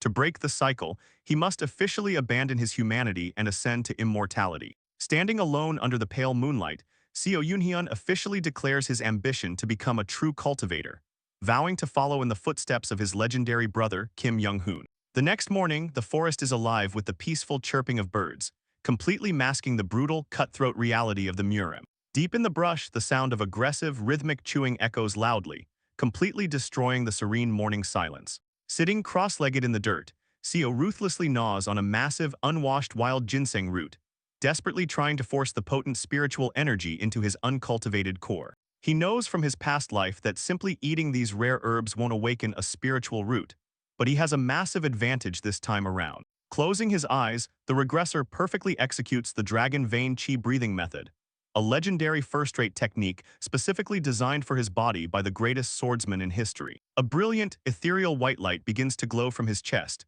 as the raw, unrefined energy of the ginseng violently forces its way through his blocked, mortal meridians. Sweating profusely under the intense internal pressure, Seo grits his teeth, silently cursing the years of cheap fast food and corporate stress that polluted his physical vessel. High above the ascension path, the towering, jagged peaks stand as silent witnesses to a mortal's desperate, agonizing attempt to defy the heavens. Meanwhile, in a small clearing nearby, the sound of scraping wood draws the attention of the other survivors. Crouched in the grass, Seo rigorously sharpens a thick, sturdy branch against a flat rock, methodically crafting a makeshift weapon out of pure necessity. Holding the crude wooden spear up to the sunlight, he inspects the sharpened tip, satisfied that it will be enough to execute his upcoming, highly calculated gamble. Slipping effortlessly into a combat stance, the former manager begins swinging the heavy branch with terrifying, fluid precision, the air loudly whistling as he carves through the empty space. His dark eyes narrow with intense focus. Although his physical body hasn't practiced in 50 years, his mind still flawlessly retains the muscle memory of a seasoned, second-rate martial artist.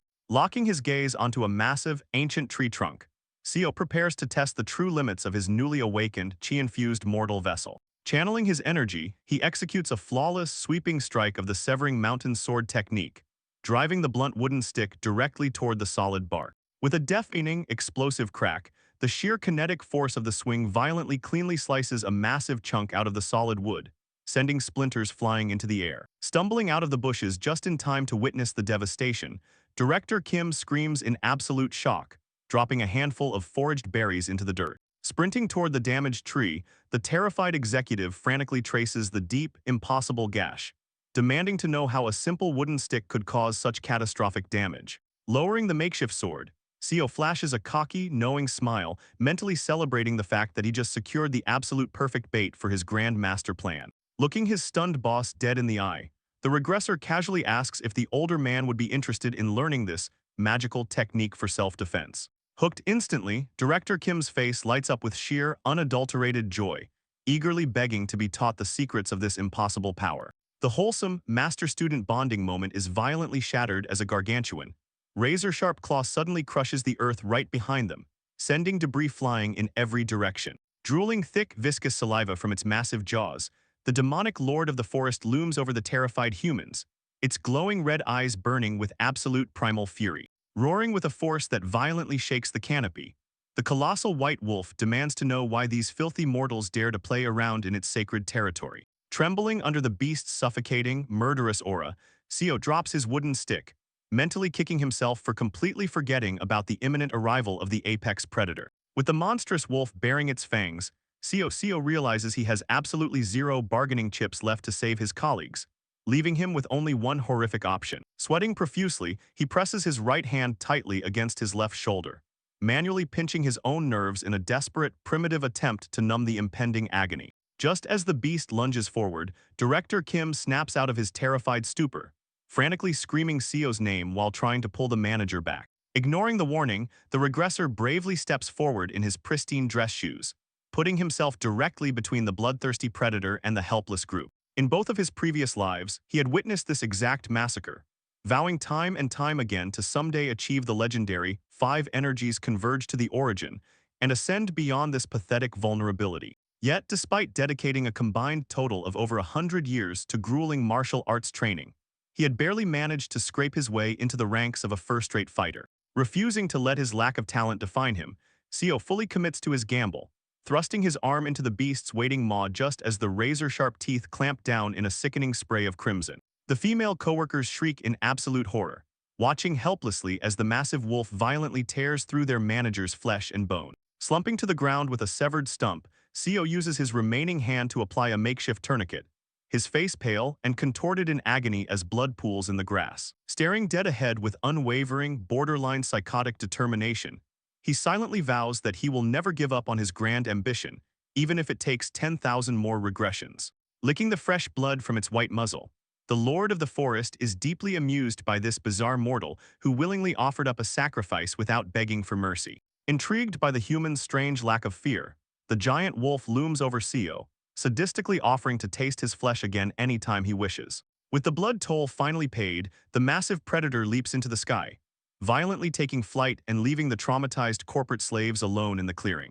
Having successfully secured their survival, Seo completely ignores his weeping coworkers, retreating deep into the woods to relentlessly swing his wooden spear with his one remaining arm.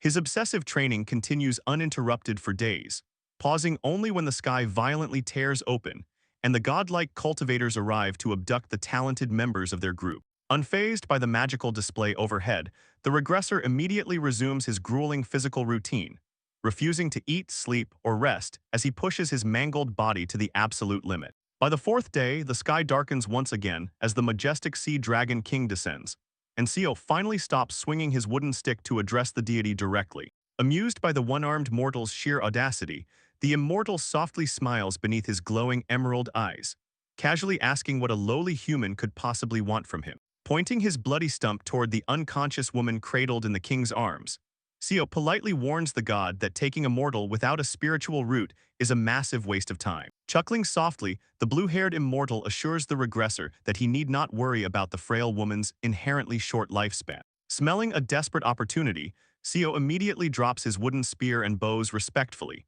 boldly requesting that the immortal grant him and director Kim the exact same opportunity to cultivate. The deity's smile instantly morphs into a sinister, threatening sneer, highly offended by the mortal's arrogant demand for divine charity. Without a single gesture, the Sea Dragon King unleashes a suffocating wave of spiritual pressure, violently slamming Seo into the dirt and crushing the breath out of his lungs.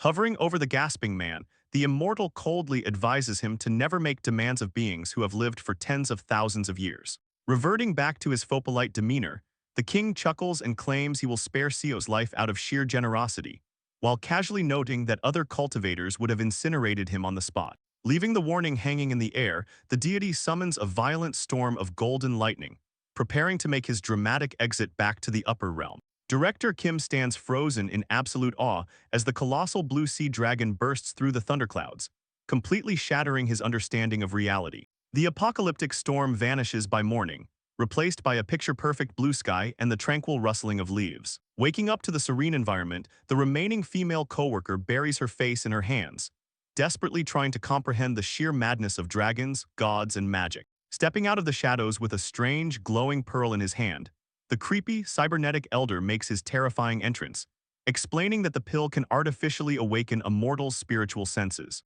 Hiding nearby, Seo observes the interaction closely, a massive realization dawning on him.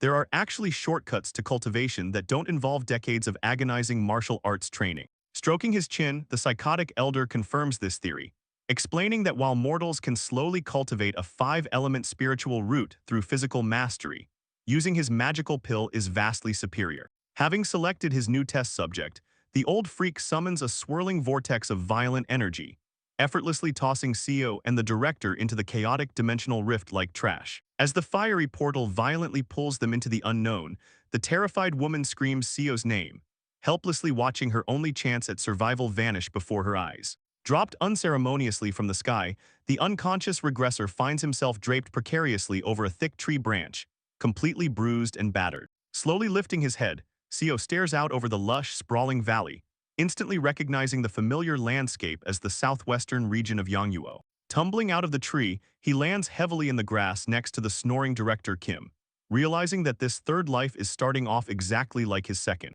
Waking the older man with a firm shake, Seo quickly takes charge, explaining the brutal realities of the Murim with the authority of a man who knows the continent like the back of his hand. The brilliant midday sun shines down on the two modern men as they begin their long, arduous trek toward the nearest trace of civilization. Director Kim trudges along the forest path, visibly overwhelmed and deeply confused, but the older man's natural adaptability slowly begins to kick in. Upon arriving in the bustling Hobok city, Seo immediately sells the rare spiritual herbs they foraged, using the silver to purchase a modest, traditional home for them to settle in. Over the following months, the regressor meticulously teaches Kim the local dialect, while also introducing him to the severing mountain blade, a highly refined technique Seo personally developed in his past life. Standing in the courtyard with his arms crossed, the time traveler sighs in deep frustration, thoroughly unimpressed as he watches his boss awkwardly swing the heavy steel weapon. Unbeknownst to the critical manager, Kim's monstrous talent is already awakening.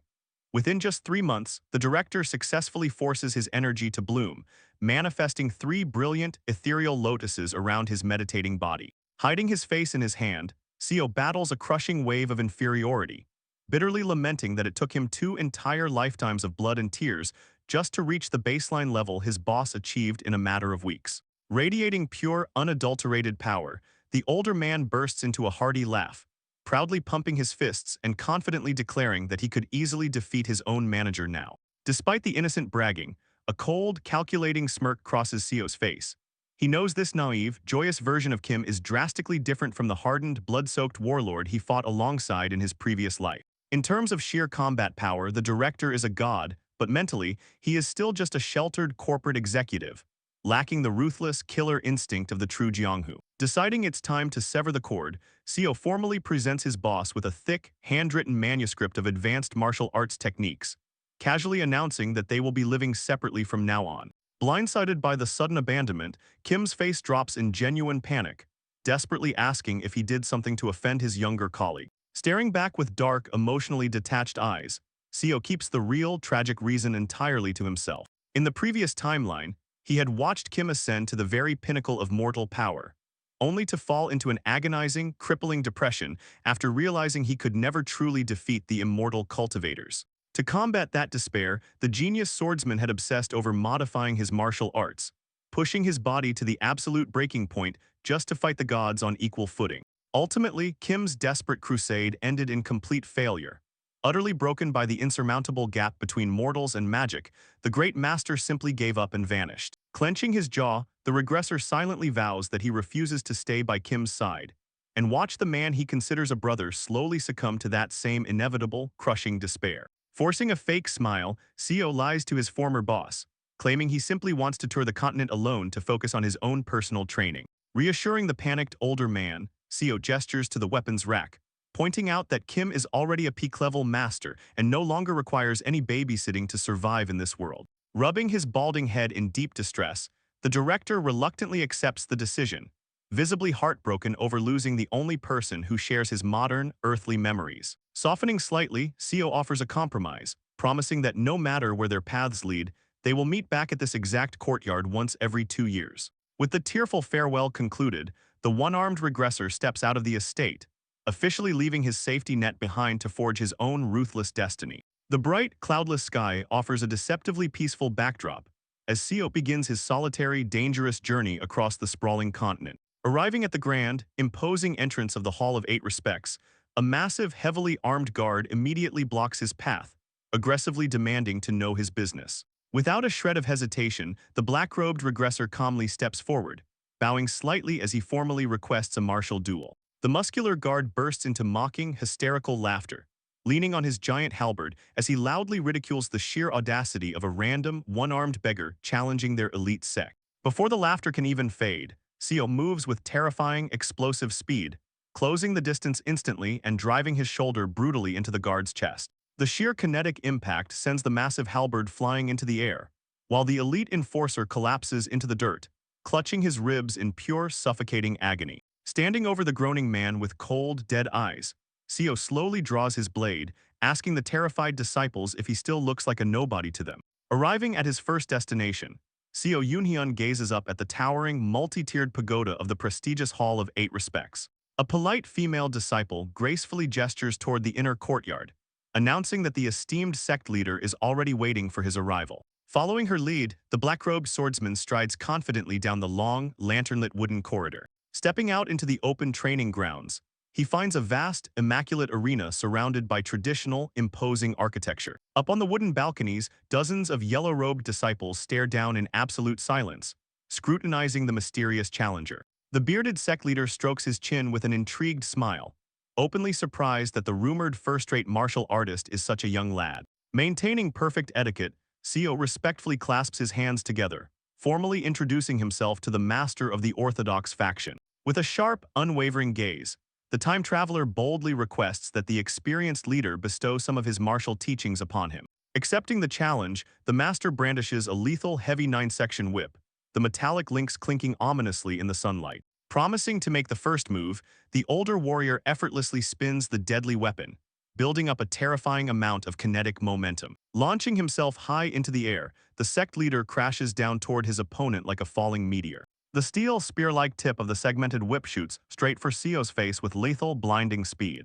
Instead of dodging, the regressor smoothly draws his blade, intercepting the heavy strike with a deafening clash of metal. Up in the stands, the observing disciples gasp in pure shock, completely baffled that an outsider could block their leader's signature weapon. Pulling his whip back, the master praises the young challenger's reaction time, realizing that Seo has already reached the late stage of a first-rate warrior. A wide grin stretches across the leader's face, thoroughly impressed to find someone at his own level at such a remarkably young age. Hearing himself called a genius, a bitter, knowing smirk briefly flashes across Seo's scarred face. He bluntly replies that the title is hardly a compliment, considering it took him an agonizingly long time to achieve this prowess in his previous lives. Gripping the hilt of his sword tightly, the regressor humbly claims he is just one of many talentless fools wandering the world. But despite that devastating lack of natural talent, he knows his centuries of grueling repetition have forged a combat sense that rivals true prodigies. Deciding to play the role of a monster for now,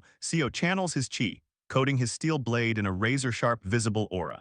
Leaping forward, he unleashes the first form of the mountain-severing sword, a technique designed to cut through absolute peaks. The arena explodes into a chaotic blur of sparks and steel as he seamlessly chains the second and third forms, relentlessly driving the sect leader backward. Forced on the defensive, the master's eyes glow with fierce determination as he coats his own 9-section whip in a blazing blue energy. A hurricane of devastating strikes rips through the courtyard, each collision sending violent shockwaves echoing across the compound. Desperately twirling his weapon to create a shield, the sweating master curses in frustration, completely unable to break through the challenger's monstrous assault. Pushing his advantage, Seo pivots smoothly and executes the 7th form, launching a heavy downward cleave with terrifying precision. The disciples scream in disbelief as they realize the terrifying truth. The outsider's blade is actively accelerating with every single consecutive strike. Shattering the ground beneath them, Seo unleashes the 11th form, creating a massive tornado of dust and splintered stone. Gripping the wooden railing, an elite disciple notes that it isn't merely speed increasing, but a ridiculous, compounding accumulation of raw destructive force.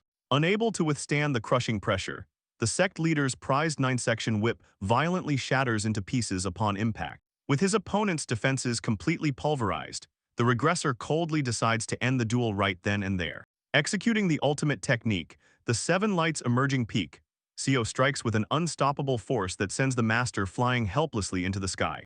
The defeated leader crashes heavily back into the ruined arena, surrounded by the scattered, broken links of his shattered weapon. Dropping to one knee and clutching his bruised ribs, the humbled master gracefully concedes the match. Reverting instantly to his polite demeanor, Seo sheathes his sword and offers a respectful bow, thanking the man for the valuable opportunity. Leaving the beautifully carved yin-yang arena completely pulverized in his wake, the dark-robed swordsman calmly walks away from his very first victory. Strolling out beneath the grand wooden arches of the Hall of 8 Respects, he quietly assesses the condition of his own body. Blending seamlessly back into the bustling city crowds, he notes with satisfaction that his modified techniques caused absolutely zero internal backlash. Glancing back at the towering pagoda, he acknowledges that this particular orthodox faction is well known for strictly adhering to a fair moral code. Seeking a more ruthless challenge to refine his lethal instincts, he decides his next destinations will be the cutthroat unorthodox sects. Thus begins a grueling, blood-soaked pilgrimage across the vast,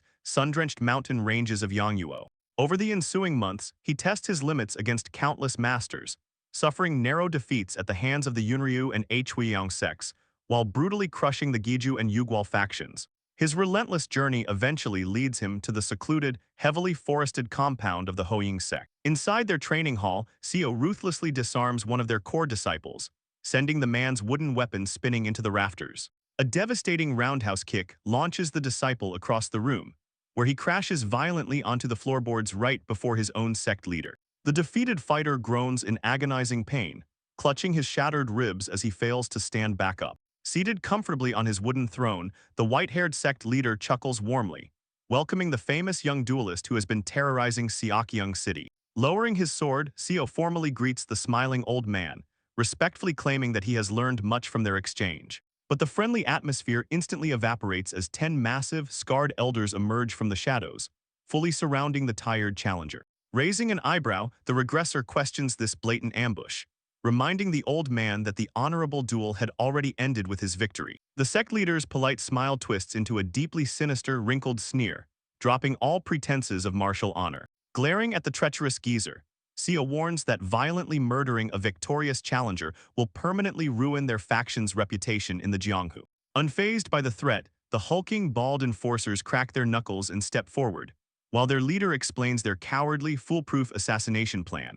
Leaning back in his chair with a sickening laugh, the old man details how they will inflict a tiny, seemingly harmless scratch on Seo during a friendly spar, only for that specific wound to mysteriously become infected later. Trapped in the center of the lavishly decorated room, the regressor is fully boxed in by drawn steel blades and heavy spiked maces.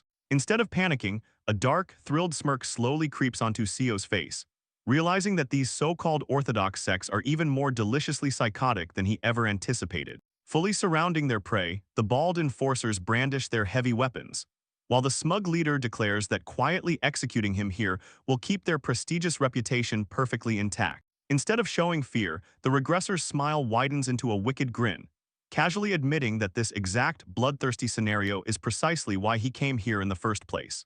Drawing his pristine steel blade with a sharp metallic ring, he accepts their ridiculous, dishonorable duel without a single ounce of hesitation. Enraged by his sheer arrogance, the 5 hulking elders roar in unison, launching themselves into the air to crush the lone swordsman under a barrage of heavy steel. Hours pass, and a blood-red sunset eventually casts long, peaceful shadows over the sprawling rooftops of Seokyeong City. Inside a bustling, brightly lit tavern, the lively chatter of patrons and the clinking of alcohol cups fill the warm evening air. Gathering around their tables, the local martial artists happily gossip about the foolish young outsider who dared to challenge the infamous Hoying sect all alone. A scarred mercenary shakes his head with a mocking laugh, calling it an absolute tragedy that such a talented, rising star threw his life away on a suicide mission. Taking a slow sip of his wine, an older patron chalks it up to youthful naivete, explaining that arrogance always hastens an early death in the unforgiving Jianghu. Leaning in closely, he whispers that the Hoying are orthodox only in name, functioning more like a ruthless syndicate of bandits who have undoubtedly buried the boy by now. Suddenly, the lively tavern falls dead silent as a heavy, blood-soaked boot leaves a thick crimson footprint on the pristine wooden floorboards. The gossiping waiter freezes in absolute terror, his jaw dropping as he stammers out a trembling greeting to the horrifying figure standing in the doorway. Drenched from head to toe in fresh gore, Seo Yunhyun pants heavily, his black robes torn to shreds as he politely asks for a simple bowl of noodles. Sweating bullets, the terrified server hastily gestures toward an empty table, desperately trying to accommodate the demonic-looking swordsman. Dragging his blood-stained scabbard across the floor, the regressor slowly limps past the petrified patrons, leaving a macabre trail of red in his wake. Collapsing into a wooden chair, his eyes burn with lingering adrenaline as he curses the absolute insanity of the faction he just slaughtered. Turning his body slightly, a massive, gaping gash is revealed across his back, the flesh severely inflamed by the lethal poison coating the elder's cowardly blades. He shudders at the memory of standing over their mutilated corpses, fully aware that if he hadn't ingested his own meticulously crafted antidotes and stimulants beforehand, that venom would have killed him. The cowardly sect leader had completely lost his mind as his elders fell, screaming at the top of his lungs for his remaining disciples to execute the intruder at all costs. Dozens of purple-robed lackeys had swarmed the hall in a desperate final formation, thrusting a forest of spears and arrows toward the exhausted regressor. Snapping back to the present, Seo hungrily slurps down the hot broth, letting out a massive sigh of relief that he actually managed to survive the impossible gauntlet. Setting his chopsticks down on the empty porcelain bowl, A metallic clatter loudly echoes through the dead-silent tavern. Clutching his chest as his heart hammers a violent, erratic rhythm, he realizes that overdosing on his homemade combat stimulants will make it entirely impossible to sleep for the next few days. Gripping the hilt of his sword with a manic, hyperactive energy, he decides the only logical solution is to go challenge another orthodox sect immediately. Pushing the wooden doors open, the blood-drenched swordsman marches right back out into the cool night air, leaving the stunned patrons to process the living legend they just witnessed. By the next morning, news of the Hoying sect's utter annihilation spreads like wildfire, sending massive shockwaves of gossip through every alleyway of Seokyeong City. For the next several weeks, Seo ruthlessly hunts down masters from both orthodox and unorthodox factions, clashing blades under the moonlight in an endless crusade. His terrifying, relentless stamina quickly earns him a famous moniker among the masses, who begin calling him the infinite fighting spirit. Yet beneath his growing legend, the Regressor's eyes remain dark and desperate, painfully aware that his innate lack of talent keeps the true martial peak permanently out of reach. Taking a vicious, bleeding slash to the chest during a midnight duel, he grinds his teeth, forcing himself to constantly walk the razor's edge between life and death just to inch forward. Countering with a brutal, blinding upward slash, he embraces the sheer insanity of his path, knowing that absolute madness is the only way a talentless man can ever catch up to true geniuses.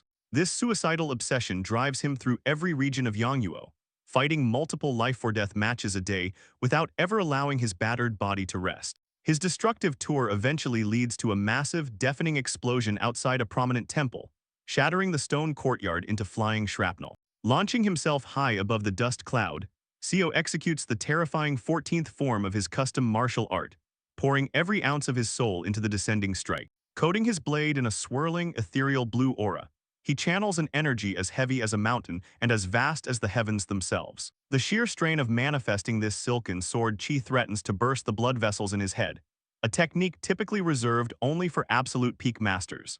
Grinding his teeth until his gums bleed, he forces the excruciating power out, terrified that if he doesn't push beyond his limits, his entire regression will be a failure. Swinging down with apocalyptic force, his glowing blade collides with an unseen target, generating a blinding golden shockwave that violently splits the sky. The catastrophic impact shreds the surrounding stone walls to dust, completely obliterating the courtyard in a hurricane of debris. But instead of standing victorious, Seo is violently blasted backward into the rubble, coughing up blood as he realizes his ultimate sword chi was effortlessly annihilated in a single strike.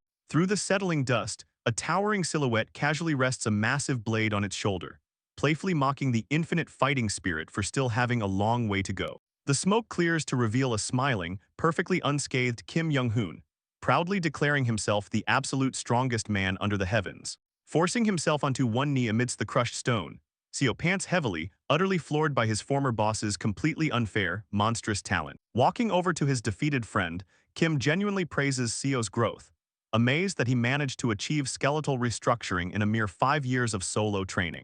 Trembling as he grips his chipped sword, the regressor battles a crushing wave of depression, painfully aware that despite bleeding every single day, he is still stuck at the first-rate level. A profound sadness clouds Seo's eyes, as he realizes the insurmountable wall separating his agonizing effort from Kim's divine genius. Sometime later, the two men reunite at their agreed-upon sanctuary, the peaceful wooden estate they purchased years ago. Standing in the courtyard, Kim excitedly explains that after violently conquering the greatest sex in the nation, he had a massive epiphany. Holding up a single finger with supreme confidence, the director officially declares that he is untouchable, claiming no mortal alive can survive more than one of his strikes. Crossing his arms, Seo huffs in mild annoyance, waiting for the arrogant swordsman to finally get to the point of his visit. Beaming with ambition, Kim reveals his grand plan to establish a ruling organization, the Martial Alliance, and eagerly offers his loyal brother a top seat, which Seo immediately rejects. Narrowing his eyes, the regressor sees history perfectly repeating itself, intimately knowing that helping Kim build the alliance will only end in the genius's eventual suicidal despair against the cultivators. Desperate to keep his friend around, the future alliance leader relentlessly pushes the offer, promising to personally grant Seo daily one-on-one tutoring to break his plateau. Looking away with a somber, determined expression, Seo firmly declines the tempting offer, silently acknowledging that he already received a lifetime of Kim's teachings in his previous regression. Tightly gripping his golden scabbard, the time traveler realizes that being babysat by a god won't break his limits. He desperately needs the raw, unfiltered terror of real combat. Throwing a travel pack over his shoulder, he honors the advice Kim once gave him in a past life, setting out to weave through the deadly Jianghu entirely on his own. Standing at the steps of the estate, Seo resolves to remain a lone wolf in this timeline, choosing to merely observe his brother's legendary saga from the shadows. Without looking back, the dark-robed swordsman strides purposefully out of the courtyard, letting the wind carry him toward his next life-or-death duel. Decades relentlessly pass, and a torrential, gloomy rainstorm inevitably washes over the aging wooden roof of their agreed meeting place. Sliding the heavy wooden doors open, a mature, incredibly powerful Kim Young-hoon looks down in sheer disbelief at the frail, kneeling figure on his porch. Looking up with exhausted, lifeless eyes and a thick, unkempt beard, an elderly Seo Yoon-hyun finally accepts his tragic destiny, realizing his absolute lack of talent is truly a curse forsaken by the heavens. Inside the quiet dojo, Kim Young-hoon stares down at his old friend,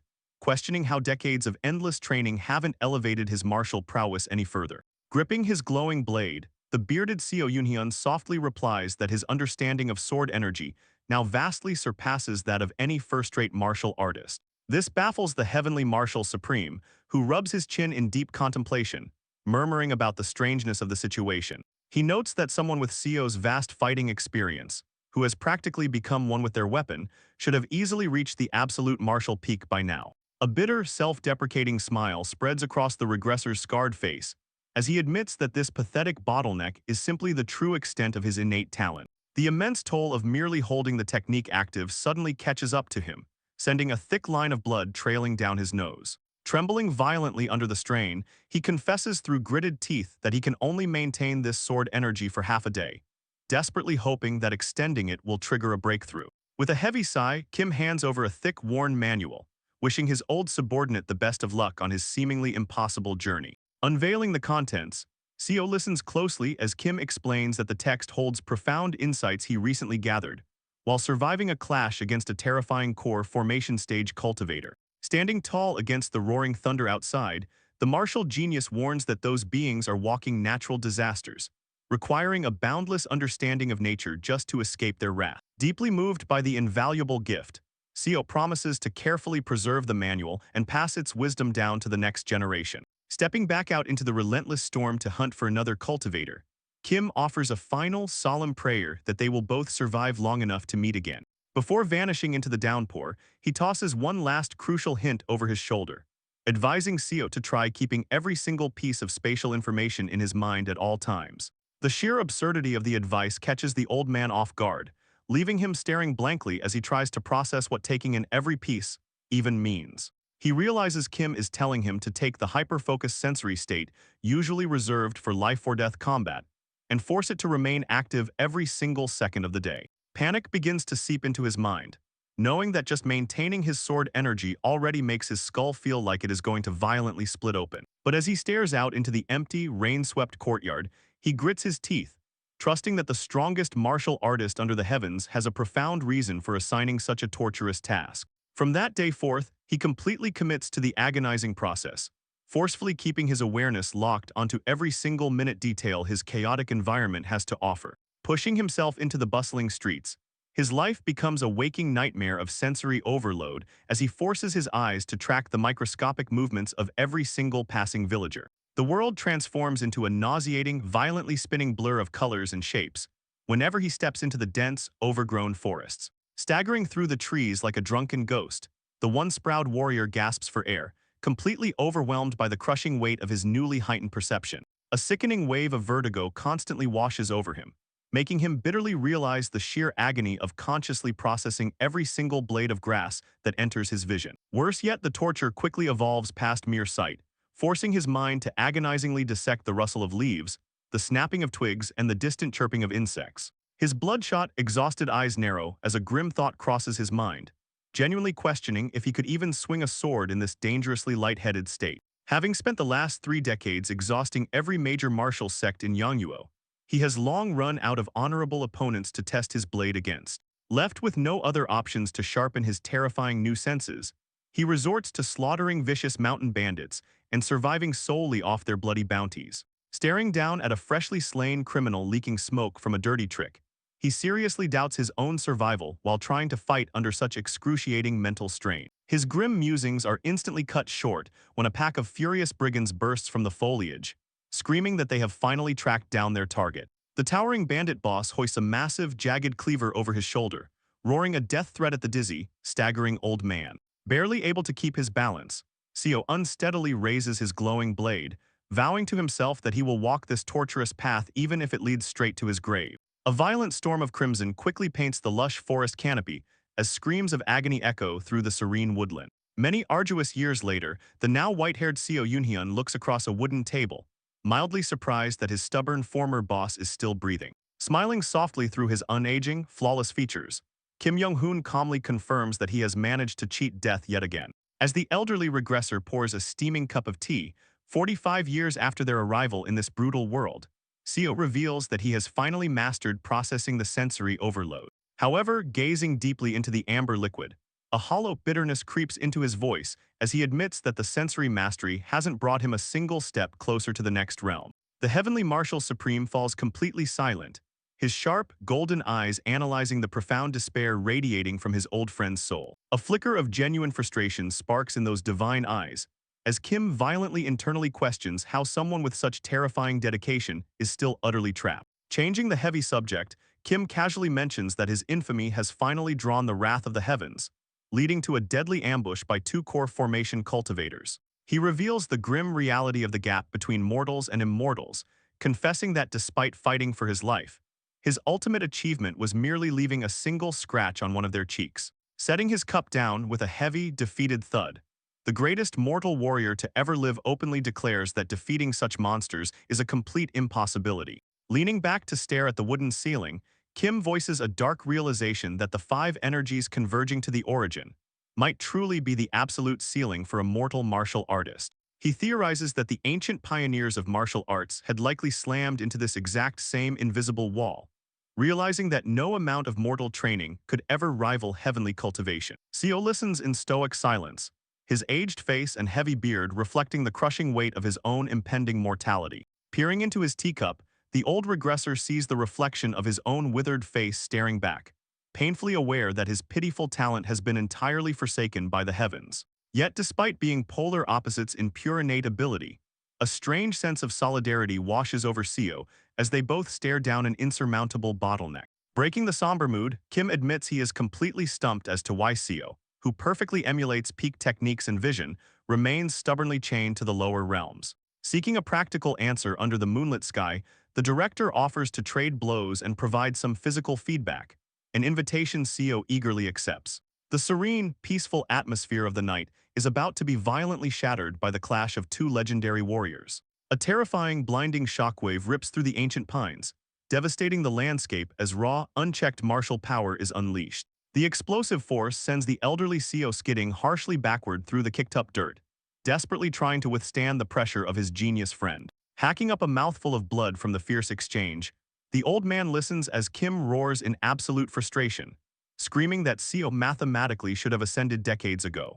His wide, frantic eyes scan the stoic genius, utterly incapable of comprehending how he can wield such devastating technique yet still be classified as fundamentally weak. Wiping his blade, Kim calmly suggests that his old subordinate is merely lacking a proper emotional or physical catalyst to break through to the next realm. Standing at the edge of the newly formed crater, the director theorizes that Seo needs a traumatic event to shatter his immense limits, entirely missing the horrifying irony of his own words. The very suggestion instantly snaps whatever fragile patience Seo has left, his enraged voice booming through the dark woods like a thunderclap. Veins bulging furiously on his wrinkled neck, the old regressor shrieks that he has sacrificed over half a century doing absolutely nothing but bleeding for the sword. A single tear of pure, unfiltered agony spills from his bloodshot eye as he hysterically sobs, asking how much more desperate a dying man could possibly be to escape his mortal cage. Thrusting his glowing, radiant blade toward the uncaring night sky, he howls that he has pushed himself to the brink of insanity, even fighting phantoms in his sleep just to grasp at the next stage. The sheer weight of his hopeless, unrewarded devotion finally breaks him, sending the old man collapsing into the dirt, screaming at the heavens for an answer that will never come. Reduced to a pathetic, weeping heap in the mud, the 70-year-old regressor chokes on his own sobs, bitterly acknowledging how pitiful he looks cursing his fate. Clawing desperately at the earth until his fingernails bleed, he confesses the most terrifying truth of all, that he is entirely, utterly blind to what lies beyond his current summit. Kim stands frozen in the shadows of the towering pines, his heart aching as he silently watches the incredibly dedicated Seo completely shatter before his eyes. Unable to offer any comforting words, the genius turns and unleashes a blinding flurry of precise, glowing slashes into the massive trunk of a nearby ancient tree. Leaving the wood searing and smoking, he carves a brand new martial art designed specifically to patch up the minute flaws he noticed during their explosive duel. By the time the old man lifts his tear-stained face to read the glowing characters, his enigmatic boss has vanished into the night without a single sound. 5 long, quiet years drift by, finding the gray-haired Seo Yunhyun standing alone once more in the familiar courtyard of the Grand Marshal estate. Gripping the hilt of his weapon with shaky, frail hands, he grimly acknowledges that 50 years have passed since his regression, and his mortal clock is finally running out of sand. Glancing around the suffocatingly silent grounds, a deep melancholy settles in his chest as he wonders if his brilliant friend has already succumbed to the ravages of combat. He whispers to the empty wind that no matter their respective gifts or curses, both of their journeys have seemingly hit the exact same dead end. Suddenly, a chilling, distorted voice cuts through his depressing monologue, prompting Seo to whip around toward a menacing silhouette shrouded in writhing black mist. The old man's heart practically stops when the shadows part, revealing Kim Young-hoon kneeling in the dirt, laughing maniacally despite having both of his arms violently hacked off at the shoulders.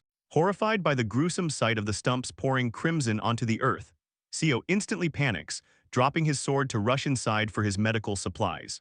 But before he can take a single step, the armless madman launches himself into the sky with explosive, earth-shattering leg strength, grabbing his friend by the robes. Dragged violently into the clouds, the bewildered regressor stares at the bleeding stumps, completely failing to process how an armless man is currently flying away with him. As the Grand Marshal estate below them suddenly erupts into a terrifying pillar of white-hot destruction, Kim gleefully roars that this is the retaliation for successfully blowing off a core formation cultivator's arm. Blood spraying from his feral, ecstatic grin, the heavenly Marshal Supreme laughs like a true lunatic, reveling in the fact that a mere mortal has permanently maimed an untouchable god. With a manic gleam in his wild, bloodshot eyes, he screams into the roaring wind that he has finally witnessed the impossibly distant realm beyond the peak of martial arts. Dangling helplessly in the sky while an immortal catastrophe hunts them down, all Seo Yunhyun can do is stare at his utterly insane friend in paralyzed, absolute awe. The armless Kim Young-hoon triumphantly presents a massive, swirling blue orb of pure energy, screaming that he burned away his very life forces to reach this point. Staring up at the blinding sphere, the elderly Seo's eyes widen in sheer disbelief, as he instantly recognizes it as the legendary enhanced chi. Soaring higher into the clouds alongside his stunned friend, Kim gleefully roars that this exact technique allowed him to successfully burst the immortal cultivator's arm. Down below, the massive impact of their departure triggers a catastrophic chain reaction, violently tearing the Grand Marshal estate apart in a spectacular explosion. Hovering safely above the destruction, the armless martial god proudly gestures toward the colossal dust cloud, declaring that this devastating sight is the result of his life's work. But rather than sharing in the triumph, the gray-haired regressor's face contorts into pure horror as a tear escapes his eye over the loss of his home. A heartbreaking realization crashes over the old man as he watches the fiery wreckage, whimpering that he had invested 50 years of hard-earned bounty money into that very house. Completely ignoring his friend's financial despair, Kim laughs maniacally, proudly stating that he traveled far and wide just to show off this display because he wanted to pass on his will. Hearing those ominous final words, a sudden surge of fiery rage fills Seo's chest, but he forces himself to calm down and analyze the aftermath of the martial performance.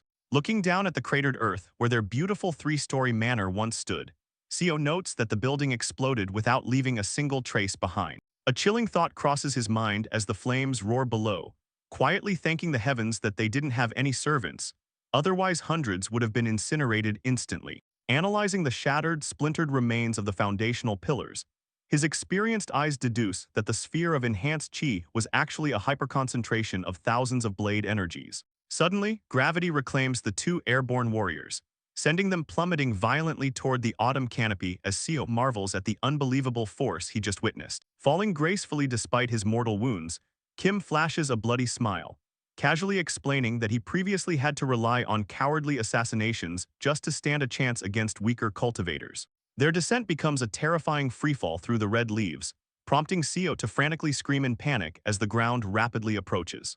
The sheer force of their impact obliterates the forest floor, sending a massive shockwave of dust and crushed rock echoing through the silent woods. A heavy cloud of debris and dust slowly settles over the devastated terrain, masking the violent aftermath of their crash landing. Lying broken in the center of the fresh crater, a fading voice weakly begs Seo not to forget the profound techniques he was just shown. Coughing up a thick pool of dark blood among the autumn leaves, the dying Heavenly Marshal Supreme pleads for his life's realizations to be passed down to future generations.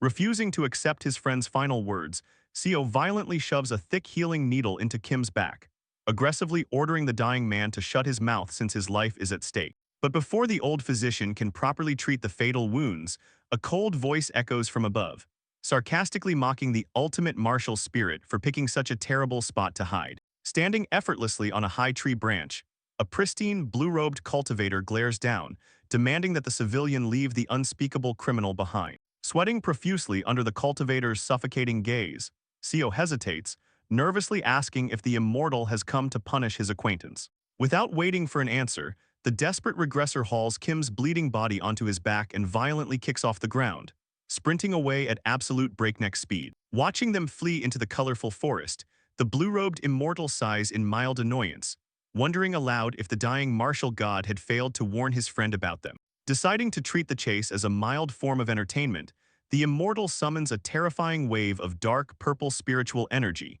casually telling them to run their best.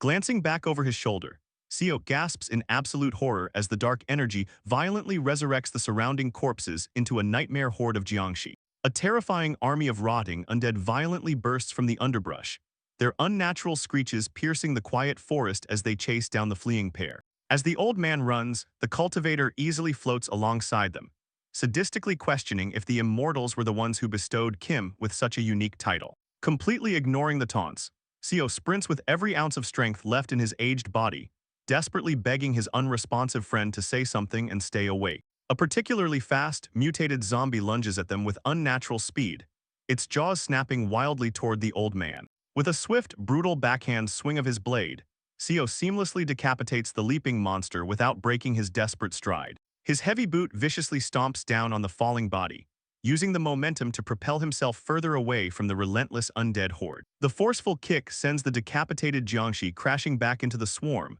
violently knocking down several of the rotting pursuers. Gasping for air under the crushing weight, Seo bitterly complains that Kim should be the one carrying him, cursing the genius for stupidly getting his arms chopped off. But the undead army refuses to give up, their terrifying screeches echoing endlessly as Seo bites down hard and forces himself to keep running through the autumn leaves.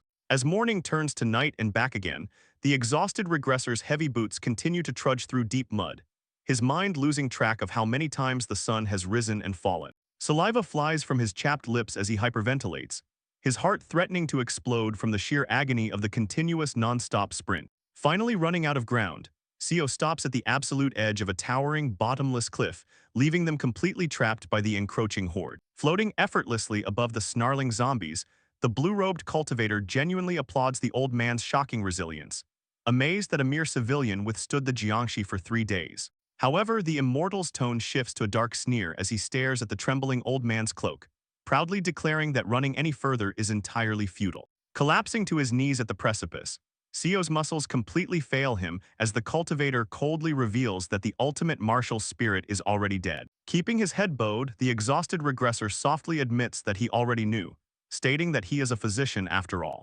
Staring down with cold, unfeeling eyes, the cultivator questions why the old man bothered running at all, stating he could have just abandoned the corpse to save himself. A low, broken chuckle suddenly escapes Seo's lips, his bloody face breaking into a wide, deranged smile that catches the immortal completely off guard. Annoyed by the sudden display of madness, the cultivator narrows his eyes, demanding to know what could possibly be funny about this hopeless situation. Slowly drawing his pristine blade from its scabbard, the elderly regressor proudly reflects on how a completely talentless man managed to reach the absolute pinnacle of mortal combat. Bowing his head in deep reverence, he admits that his survival and strength are entirely thanks to the teachings of the dead man on his back. Pointing his gleaming sword directly at the floating cultivator, the raging old man vows that anyone who wants his master's head will have to take his own first. The blue-robed immortal's face darkens into a mask of pure, murderous contempt at the mortal's sheer audacity. Shaking his head in mock pity, the cultivator violently rips the arms off two nearby Jiangshi, lamenting that ignorant mortals simply don't know any better than to fear true heavenly power. Deciding to make a cruel example of the defiant old man, the immortal manifests two massive phantom arms, sadistically promising to show him a level of pain far worse than a simple death. The giant, ethereal hand plunges down toward the cliff edge, moving far too fast for the exhausted regressor to even attempt a dodge. But as the shadow falls over him, Sio's eyes widen in sheer horror, suddenly realizing that the deadly strike wasn't actually aimed at his frail body. The phantom fingers brutally latch onto Kim's corpse, violently ripping the dead martial god off Sio's back and hoisting him high into the air. Landing back on the dirt with a heavy thud, the deceased Kim Young-hoon stands upright, his lifeless eyes locked onto his former friend. Trembling with an unprecedented fury, the old regressor grinds his teeth and screams at the evil bastard for desecrating his master's body. Ignoring his cries, the cultivator channels his dark energy into the possessed corpse, cruelly ordering the ultimate martial spirit to slaughter his own loyal disciple. Driven by the cultivator's dark command, the grotesque, zombified corpse of Kim Young-hoon unleashes a blood-curdling, monstrous roar. Trembling with a mix of profound grief and boiling rage, Sio screams at the floating immortal, demanding how he dares to defile a legendary mortal's legacy like this. The blue-robed immortal merely flashes a smug, sadistic smile, completely amused by the old man's desperate attachment to a rotting piece of meat. Suddenly, the undead Kim launches forward with a heavy, uncoordinated slash, prompting Sio to effortlessly dodge, while noting that the Jiangshi thankfully cannot use actual martial arts. However, as their blades violently clash, the sheer, unadulterated physical force pumped into the corpse by the cultivator nearly shatters Sio's frail wrists. Gritting his teeth in agonizing pain, the elderly regressor curses his own failing stamina, realizing his aged body simply cannot withstand this monstrous barrage for long. Gripping the hilt of his glowing sword with shaking hands, he feels an overwhelming sense of disgrace just pointing his blade at the man he deeply respects. Closing his eyes to hold back his tears, the exhausted physician softly apologizes to his old boss, vowing to end this tragic mockery as quickly as possible. Channeling every ounce of his remaining chi, a majestic purple aura erupts around Sio as he prepares to unleash the ultimate 21st form of the Severing Mountain Sword. In his mind's eye, the serene, boundless expanse of a mythical heavenly lake manifests, reflecting the absolute pinnacle of his martial comprehension. A bittersweet memory flashes before him of a younger Kim Young-hoon, explaining that all the other sword forms were named after rugged mountains, peaks, or valleys. Sitting peacefully in a lush field in a past life, the brilliant genius had prompted Sio to guess why this singular, ultimate technique was named after a calm body of water instead. Lying comfortably in the grass, the younger Sio had pondered the name, casually linking it to the famous heavenly lake atop Mount Baekdu from their original world. With a bright, nostalgic laugh, Kim had smiled warmly, agreeing that perhaps the ancient founders of this world shared their Korean roots and memories. Gazing up at the bright, cloud-swept sky, the two friends had shared a moment of profound homesickness, finding comfort in the shared familiarity of the name. The memory beautifully shifts to the breathtaking reality of the vast, crystal-clear lake, sitting untouched atop a majestic mountain crater. Snapping back to the dark reality of the battle, Sio's blade hums with immense power as he remembers Kim's true lesson. The lake perfectly reflects the sky, yet its water remains fundamentally unchanged. Stepping firmly into the undead giant's fierce downward strike, the old man seamlessly guides his glowing blade to intercept the heavy blow. With a deafening shockwave, the Jiangshi's raw, overwhelming power is completely absorbed and violently redirected, blasting the monstrous corpse backward. Lowering his stance, Sio mentally recites the core principle of the heavenly lake, absorbing all the kinetic energy flowing through his opponent's veins for a single critical moment. Veins bulging furiously across his gripping hands, he explains that this miraculous deflection is only possible because of his unrivaled medical knowledge of the 8 chi veins. Glaring at the snarling, monstrous shell of his former brother, he coldly realizes that as long as the corpse remains intact, the immortal will continue to puppet him. With a sorrowful heart, Sio slowly sheathes his blade, letting the accumulated, violently churning energy build up within the scabbard for one final, devastating combination attack. Exploding off the rocky cliffside using his transcending peak steps, the elderly warrior moves with a blinding speed that completely defies his frail appearance. He draws his blade in a brilliant arc of white light, unleashing a relentless hurricane of slashes against the towering undead behemoth. Chaining the second, third, fourth, and fifth forms in rapid succession, His blade carves a devastating, glowing path of destruction directly through the zombie's chest. His eyes burning with resolute fury, Seo screams that he will completely dice the corpse into unrecognizable pieces, so the cultivator can never defile his master again. Utterly enraged by the mortal's defiance, the floating immortal stretches out his hand, screaming at the old insect to know his place. Pumping a massive, grotesque amount of dark chi into the corpse, the Jiangshi violently mutates, its muscles expanding into a terrifying, bloated wall of flesh right in front of Seo. Sweating bullets as the shadow of the mutating monster engulfs him, the old regressor realizes the cultivator just exponentially increased the undead's power and speed. Realizing he has no time to dodge the colossal, incoming strike, Seo fully accepts that his mortal clock is finally out of time. The giant fist crashes down with the force of a falling meteor, obliterating the cliffside and violently launching Seo backward through the air. With an earth-shattering roar, the bloated Jiangshi winds up another massive punch, preparing to completely crush the old man into a bloody stain. Midair, Seo grinds his bloody teeth, his survival instincts screaming that he cannot allow himself to die until his master's body is entirely destroyed. Biting down on his lip until warm blood fills his mouth, he forcefully locks onto every single piece of spatial information around him, just as Kim once taught him. Pushing his heightened senses far beyond the absolute breaking point, his eyes bulge as the crushing mental strain threatens to literally explode his skull. Roaring like a cornered beast, he demands even more sensory input from his failing body, his blade glowing with an unstable, blindingly bright aura. His pupils dilate in absolute agony as his brain processes the microscopic details of the moving air, the falling rocks, and the terrifying monster lunging toward him. Suddenly, the chaotic world around him freezes, plunging his consciousness into a serene, pitch-black void where only he and his sword exist. A look of pure, transcendent shock washes over his bloody face as he finally grasps the impossible truth of what he is experiencing. Time slows to an absolute crawl as the grotesque, mutated fingers of the Jiangshi inch toward his face, leaving glowing red trails in his hyperperceptive vision. Seamlessly weaving through the colossal, building-sized fist, Seo maneuvers his frail body with the effortless grace of a descending god. Landing softly on the ruined ground, his blade extends into a brilliant, piercing beam of pure, concentrated blue light that cuts through the darkness.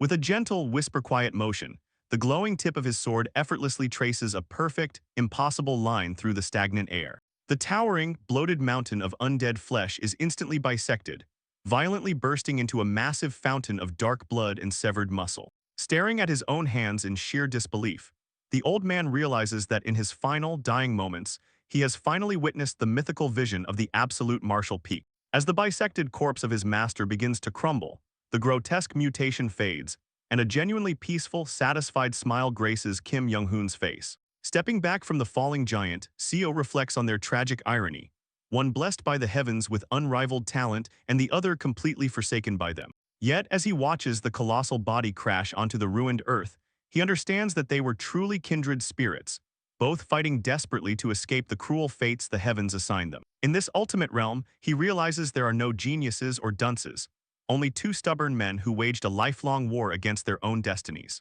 Through the fading spiritual energy, the phantom image of a young, proud Kim Young-hoon flashes before his eyes, playfully asking if Seo is really going to stop his journey here. Unleashing a terrifying war cry, the dying old man launches himself off the cliff, his glowing blade carving a massive, blinding arc of destruction across the entire canyon. The sheer magnitude of his final strike completely vaporizes the cliffside, leaving nothing but swirling dust and annihilated rock in its wake. Hovering high above the destruction, the blue-robed immortal screams in sheer, unadulterated terror at the impossible power displayed by a mere mortal insect. Free-falling through the debris with a serene expression, Seo closes his eyes, satisfied that the immortal will never be able to piece his master's corpse back together again.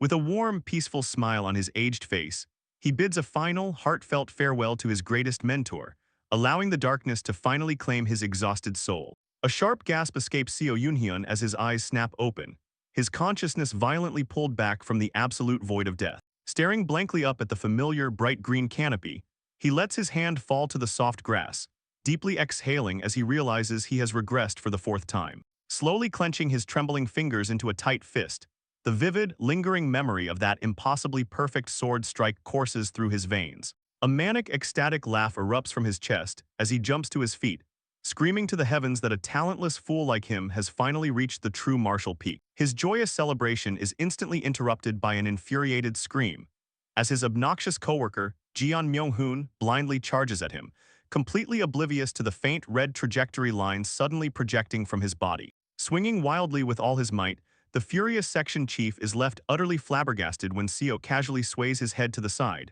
perfectly dodging the clumsy blow. Keeping his eyes completely shut, the time traveler smirks, effortlessly tracing the glowing red lines that vividly map out exactly where the angry man will strike next. Tucking his hands casually behind his back, he weaves through a rapid flurry of punches, noting that in his past lives, dodging required intense manual prediction based on reading muscles. Opening his eyes to watch the glowing red arc of Jeon's fist approach, he marvels at this entirely new sensation, realizing this isn't mere prediction, it is absolute unfailing foresight. The memories of his genius boss effortlessly slaughtering hordes of elite warriors finally make perfect sense, revealing exactly why first-rate fighters can never touch a true peak master. His own pupils now pulse with a profound, radiant blue light, fully awakening the divine vision he spent lifetimes bleeding to attain. He analyzes the miraculous phenomenon projecting over his iris.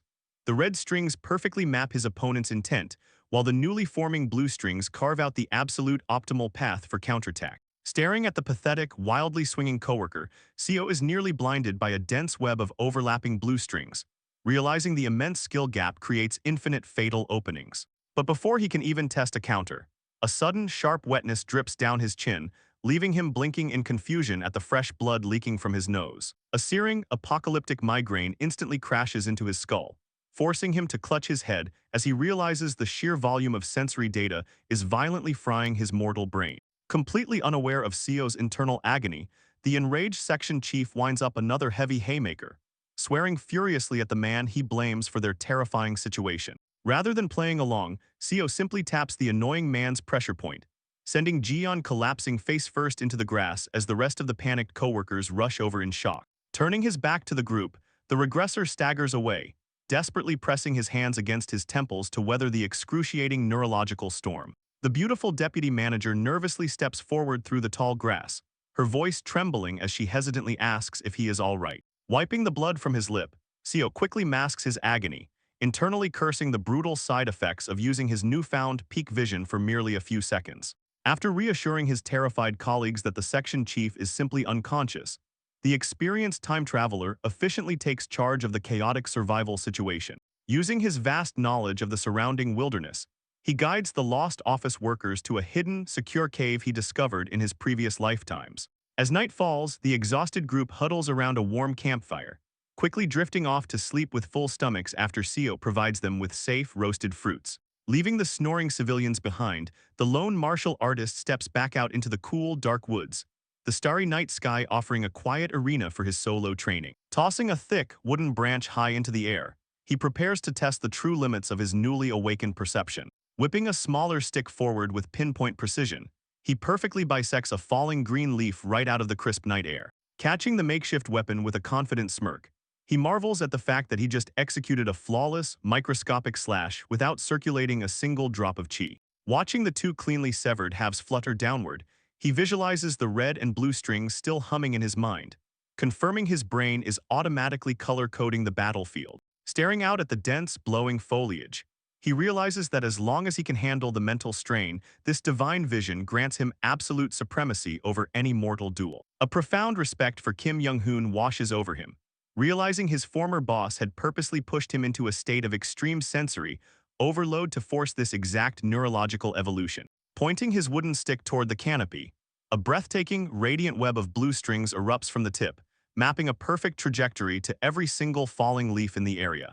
Under the pale moonlight, a sudden gust of wind shakes the forest, sending a chaotic storm of green cascading through the dark sky. Standing perfectly still amidst the swirling tempest, Seo lowers his stance, treating the countless leaves as a swarm of deadly assassins closing in on his position. Taking a deep, calming breath, he gently flutters his eyes closed, trusting entirely in the miraculous foresight burning within his mind. In his hyper-focused imagination, the harmless leaves violently transform into a dozen bloodthirsty warriors, all lunging at him with jagged blades and lethal intent. Exploding into motion, the regressor becomes a blurry phantom of precision, his wooden stick moving with impossible grace as it parries, strikes, and weaves through the onslaught. Every single swing lands with devastating perfection, striking the imaginary assassin's fatal weak points with zero wasted movement. Hours of relentless, grueling practice slip by until the golden light of dawn finally begins to pierce the dense forest canopy. Dripping with sweat, Seo lets out a breathless, triumphant laugh, his chest heaving as the sheer euphoria of his accomplishment washes away his physical fatigue. Looking down at the ground, thousands of giant leaves lie perfectly sliced in half, offering undeniable proof that he has truly grasped the proper martial peak. But his victorious smile is instantly wiped away by another vicious, paralyzing spike of pain, forcing him to grip his skull as his overworked brain practically fries itself again. Fortunately, his past lives taught him exactly where to harvest rare yellow bamboo roots, allowing him to quickly brew a potent elixir that extends his usable vision to 3 hours. Staring at the freshly dug medicinal herbs, he realizes he no longer needs to sell these treasures to survive. His peerless martial strength can now easily resolve any financial issue. Gathering the leftover spiritual roots, he quietly returns to the peaceful, sunlit exterior of the group's hidden sanctuary. Inside, the future martial god Kim Young-hoon is still snoring loudly in his orange jacket, completely oblivious to his own impending greatness. Standing over his sleeping boss, Seo contemplates the massive wealth of martial theory locked inside his own head, currently holding 6 volumes of Kim's absolute greatest insights from the future. Gazing down at the slumbering director, a brilliant plan forms. If he anonymously leaves these techniques for Kim to find, the genius will reach heights never before seen in this new timeline. Leaving a woven bag packed full of the rare spiritual herbs on the ground, he ensures his helpless co-workers will survive, while also accelerating Kim's martial awakening. Without waking them, the newly forged Peak Master silently turns his back on the group, fully accepting that a lonely, dangerous path is the only way forward for an idiot like him. His black leather shoes crunch against the rocky earth, completely resolute in his suicidal mission to train endlessly until his brain forcibly adapts to the agony. His sharp, golden eye glints with unbroken determination, fully committing to resolving the brain-burning side effect before taking on the rest of the brutal Jianghu. Marching confidently out of the cave's shadows and into the blinding light of his fourth life, Seo Yoon-hyun sets off to conquer the absolute summit of martial arts.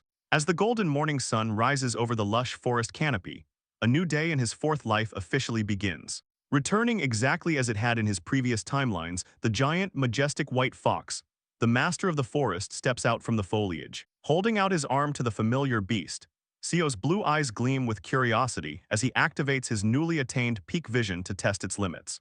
Instantly, the terrifying beast growls, its massive body radiating dense, pulsating rings of pure red energy. The regressor gasps in sheer terror, completely overwhelmed as his vision is violently flooded with nothing but blinding red, indicating absolutely zero openings. The colossal jaws snap shut around his fragile arm in a shower of blood, brutally reminding him that despite his martial mastery, he absolutely cannot defeat this spiritual beast. Clutching his mangled, bleeding limb, he grinds his teeth in agony, bewildered as to how a single creature could project a flawless, inescapable trajectory of death. A few days later, under the dark cover of a starry night sky, the inevitable arrival of the flying immortal cultivators finally occurs.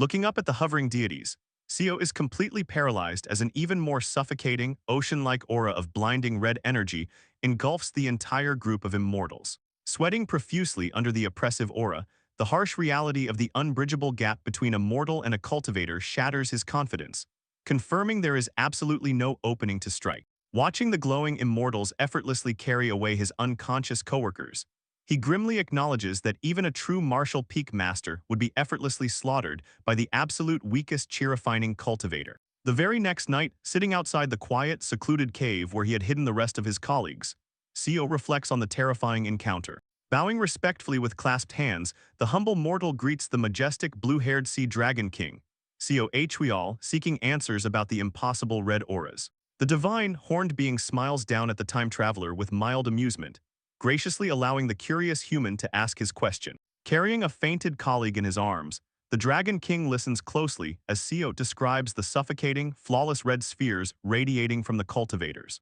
With a soft, echoing chuckle, the immortal gently explains that cultivators possess an elevated perception known in the higher realms as divine consciousness. Tapping his own forehead with 2 elegant fingers, he elaborates that while a mortal's awareness is trapped inside their skull, a cultivator's mind expands outward, physically engulfing their entire surroundings. Confirming that he too possesses this omniscient spiritual radar, the majestic creature steps backward, preparing to take his leave. Watching from the background, the obnoxious section chief Jian stares in utter confusion, completely unable to understand the fluent Yangyuo dialect being spoken between the two. Shortly after the Sea Dragon King's graceful departure, the horrifying hunchbacked elder riding a wooden puppet emerges from the brush to forcefully abduct their director. With a casual flick of his twisted fingers, the evil cultivator opens a violently swirling spatial rift, effortlessly tossing both Seo and the screaming Jian into the chaotic vortex. Instead of falling onto the treetops like in his previous lives, the disoriented regressor violently plunges deep into a freezing body of water. Opening his eyes beneath the bubbling surface, Seo desperately holds his breath, utterly bewildered by the sudden change in their teleportation coordinates. Bursting through the surface, he is greeted by a brilliant, cloud-swept blue sky, a stark contrast to the dark abyss of the spatial rift. Dragging himself onto a sandy shore, he vigorously wrings the seawater out of his soaked shirt, cursing the unpredictable whims of spatial magic. Shaking off his wet clothes, the shirtless swordsman sighs heavily at the chaotic mess, glancing down at the unconscious, waterlogged Jian beside him. The abrasive section chief suddenly gasps for air, his eyes darting around in sheer panic as he realizes they have been dumped in a completely alien landscape. Calmly buttoning his damp shirt, Seo scans the lush green mountains bordering the vast water, his experienced eyes instantly recognizing the territory as Yongyuo's infamous Chicken Head Lake. Pacing nervously along the shoreline, Jian whines about their desperate situation, foolishly suggesting they try to find some friendly locals to ask for directions. Squinting across the shimmering water, the time traveler silently notes a sprawling, heavily fortified wooden settlement built directly into the opposite bank. Without a moment's hesitation, Seo dives straight back into the freezing lake, casually informing his stunned coworker that he is going to borrow some clothes and food. Left entirely alone on the beach, Jian furiously yells at the ripples, complaining about the sheer stupidity of wringing out their clothes just to immediately swim again. Gliding effortlessly through the current, Seo relies on the flawless memories of his previous regressions to verify the true nature of the settlement ahead. Approaching the heavily guarded docks, he confirms that the bustling, fortress-like village is actually a notorious and ruthless bandit den. He vividly recalls the leadership structure from his past life, a burly boss in the later stages of the first-rate realm, flanked by a mid-stage vice leader. Remembering the overwhelming numbers of the criminal syndicate, the old version of Seo had resorted to cowardly poisoning his blade just to survive the bloody extermination. Breaking his train of thought, a startled sentry on the docks spots the drenched man casually wading through the shallows. Two armed guards lean over the wooden railing, mockingly laughing at the foolish swimmer and asking if he has any idea whose territory he just trespassed into. Completely ignoring their taunts, Seo silently marches out of the surf, his soaked clothes clinging to his body as an icy, murderous intent fills his eyes. Enraged by the intruder's blatant disrespect, a burly bandit charges forward through the splashing waves, swinging a heavy wooden club directly at Seo's skull. With a fluid, almost bored sidestep, the Peak Master effortlessly dodges the clumsy swing, sending the unbalanced thug crashing violently into the water. The remaining guards freeze in absolute shock, their jaws dropping as they watch their companion effortlessly neutralized without a single blow being thrown. Casually snatching the dropped wooden club from the air, Seo tests its weight in his grip, quietly murmuring that it will serve as an adequate weapon. Marching up the sandy beach past the groaning bandit, he points the makeshift baton at a towering brute wielding a spiked mace, coldly asking for his kill count. Insulted by the arrogant question, the muscle-bound thug furiously swings his heavy iron weapon, proudly roaring that he has slaughtered over 50 people. In a blinding blur of motion, Seo swings his wooden stick with surgical precision, caving the brute's skull in and sending a massive spray of blood into the sky. The remaining outlaws stumble backward in pure, unadulterated terror, their eyes wide as they process the impossible speed of the drenched stranger. Fixing his cold, unwavering gaze on the terrified mob, Seo's voice drops to a chillingly calm register. Standing confidently before the entire heavily armed encampment with nothing but a wooden stick, he officially invites anyone with innocent blood on their hands to step forward and die. Minutes later, the towering, multi-story wooden headquarters echoes with the chaotic, lively clamor of the oblivious bandit elite. Inside the grand hall, drunken thugs laugh uproariously as they cruelly harass a terrified, captive woman bound in ropes. Grabbing the weeping hostage by her clothes, a scarred bandit sadistically drags her closer, ignoring her desperate screams for help. Pausing mid-pour, one of the intoxicated criminals glances toward the entrance, his brow furrowing in confusion at a dark silhouette standing in the doorway. Framed by the bright sunlight, Seo stands ominously at the threshold, a dripping, freshly severed head dangling from his left hand while he grips his bloody stick in his right.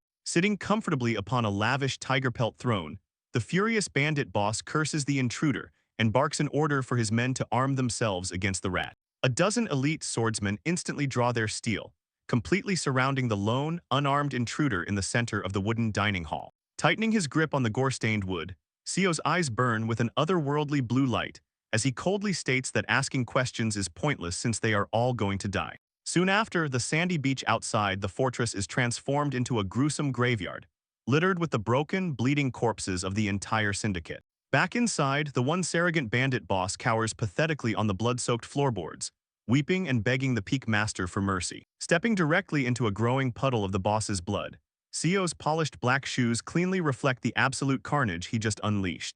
Looming over the terrified, trembling criminal, the regressor raises his bloody club and coldly demands to know exactly how much time has passed since he arrived. Staring down with an emotionless, blood-splattered face, he listens as the crying boss stammers out that the entire massacre took barely 15 minutes. A vivid flashback of his previous life crosses his mind, remembering how he had to desperately set the building ablaze, retreat into the woods, and cowardly pick them off one by one with a poisoned blade. Squeezing the bloody stick in his hand, a profound sense of accomplishment washes over him, realizing he just flawlessly eradicated the entire den in 15 minutes using a simple piece of wood. Dismissing the pathetic, pleading outlaw, Sio raises his weapon to deliver the final blow, ignoring the man's desperate offer to reveal his hidden treasure stash. With a swift, merciless swing, a brilliant arc of blood paints the room as the regressor coldly reminds the dying boss that he already memorized the vault's location in his past life. Walking into the quiet backrooms, he easily snaps a heavy brass padlock, securing the stolen riches and essential supplies needed for his journey. Stepping back out into the bright sunlight, he is met with the overwhelming sight of dozens of freed captives bowing deeply in the sand, weeping tears of profound gratitude. Pausing his departure, the blood-stained savior turns his head slightly, acknowledging the heartfelt praises of the innocent people he just rescued. An older villager desperately calls out to him, practically begging the mysterious master to reveal his title so they might one day repay their immense debt. Tucking his wooden stick under his arm, Sio scratches his messy hair, genuinely pondering what kind of legendary moniker he should adopt in this new life. A soft, genuinely happy smile graces his handsome face as he turns back to the crowd, warmly sharing the title that will soon echo across the entire Gyeongju. Journeying to the bustling Changho city, Seo Yoonhyun and Kim Young-hoon use their newfound wealth to secure legal identification and a massive manor for their group. Settling into this temporary sanctuary, Seo assumes the role of teacher, guiding his former boss through the complex intricacies of both writing and higher martial theory.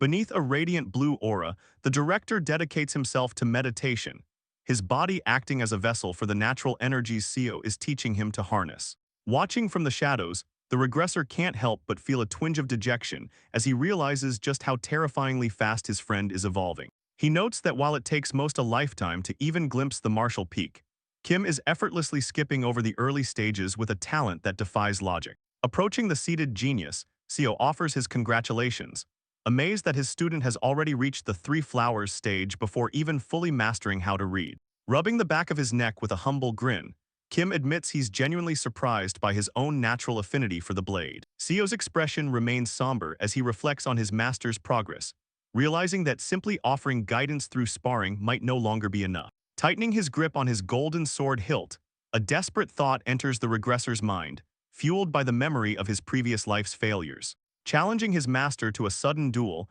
he watches as Kim looks back with a focused expression, sensing the weight of Seo's newfound determination. The serene manor grounds instantly erupt into a chaotic battlefield as Seo launches himself forward, his first strike caving in the very earth beneath them.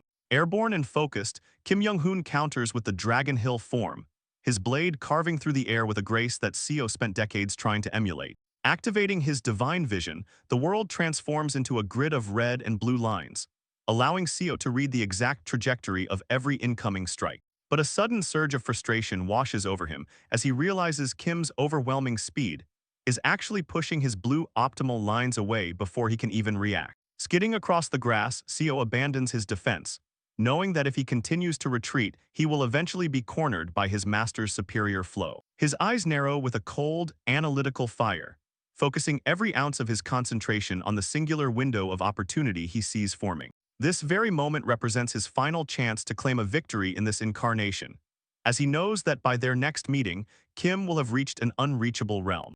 Steel clashes against steel in a blinding shower of sparks.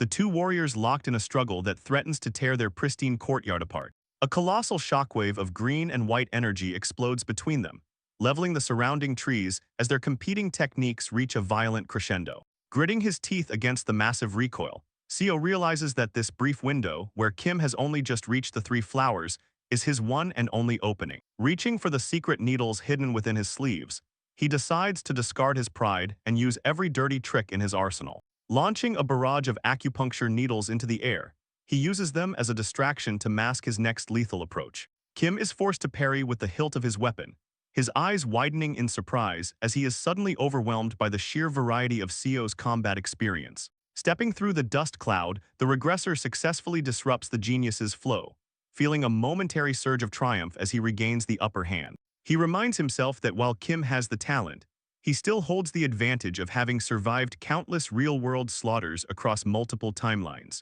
Unleashing the flowing ridge technique, Seo creates a massive, rising pillar of destruction that completely engulfs the battlefield in a hurricane of stone. A shadow of a smile appears on the director's face, his lips curving upward as he finds genuine joy in the intensity of their life-or-death exchange. Lunging through the debris, Kim declares that he will now demonstrate the true power of the Three Flowers realm, his presence becoming suffocatingly heavy. All of Seo's heightened senses suddenly scream in warning, his mind flooded with a tidal wave of danger signals as his master's aura shifts. Raising his blade high, Kim manifests a terrifying, cross-shaped aura of light, preparing to unleash a devastating technique known as Enhanced Blade Chi. The resulting strike is a horizontal ocean of force that shears through the forest for miles, leaving nothing but a path of absolute desolation in its wake. Staring at the approaching wall of white light, Seo's bloodshot eyes widen, realizing that any attempt to parry this monster would result in him being wholly severed. Trusting in the custom martial art Kim designed for him in a past life,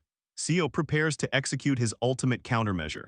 Channeling his soul into his blade, he initiates the Echoing Valley form, aiming to absorb and redirect the catastrophic energy of the incoming slash. The impact is apocalyptic, generating a blinding light that illuminates the entire sky as the two peak-level techniques finally collide.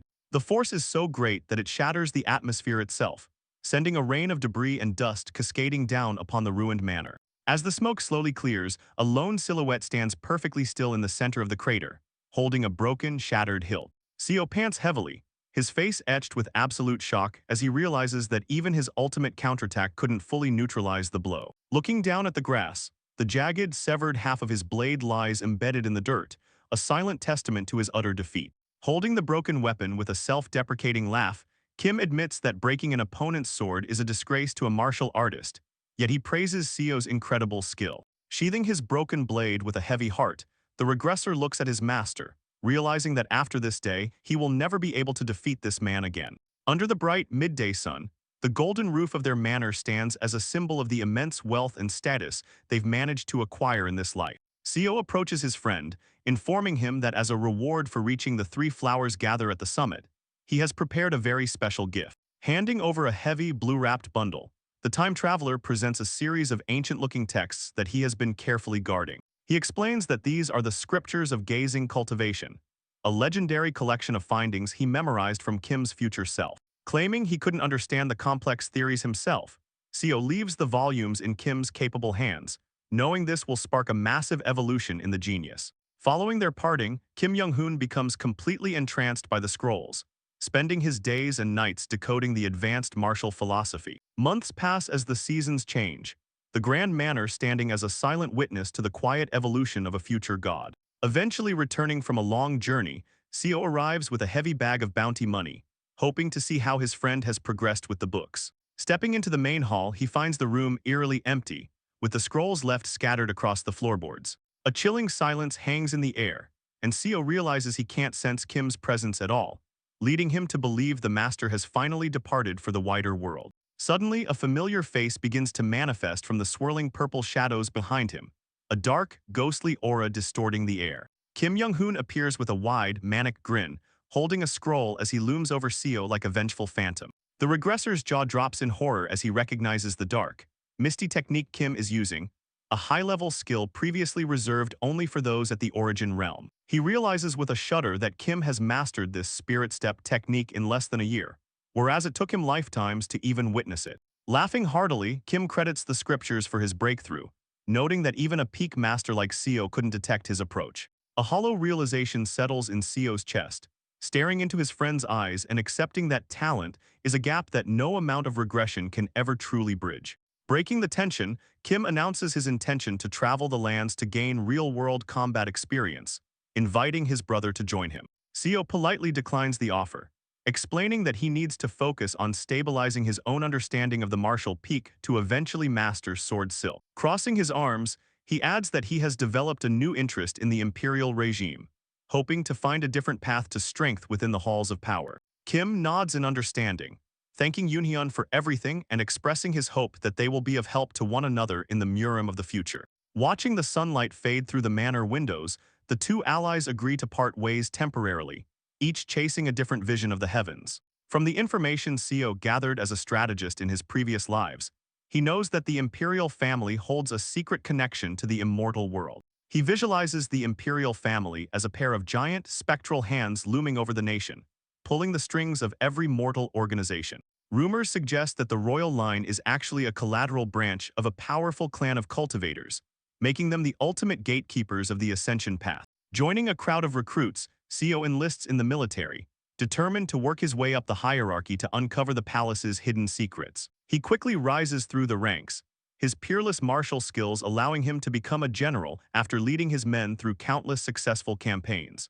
Addressing his new commander, the regressor solemnly accepts his post, his eyes fixed on the duty ahead. Donning the black robes of the Shadow Guards, he begins his specialized training in stealth and hidden breathing to become an invisible ghost of the palace. The day finally arrives when Seo is granted an audience with the Emperor, the grand throne room radiating an aura of ancient, absolute authority. As he steps onto the red carpet, his peak vision activates instinctively, and his face instantly pales with a look of pure, unadulterated shock. Sitting lazily upon his golden throne, the Emperor is revealed to be engulfed in a series of pulsating red concentric circles, proving that the ruler of mortals is actually a terrifying cultivator.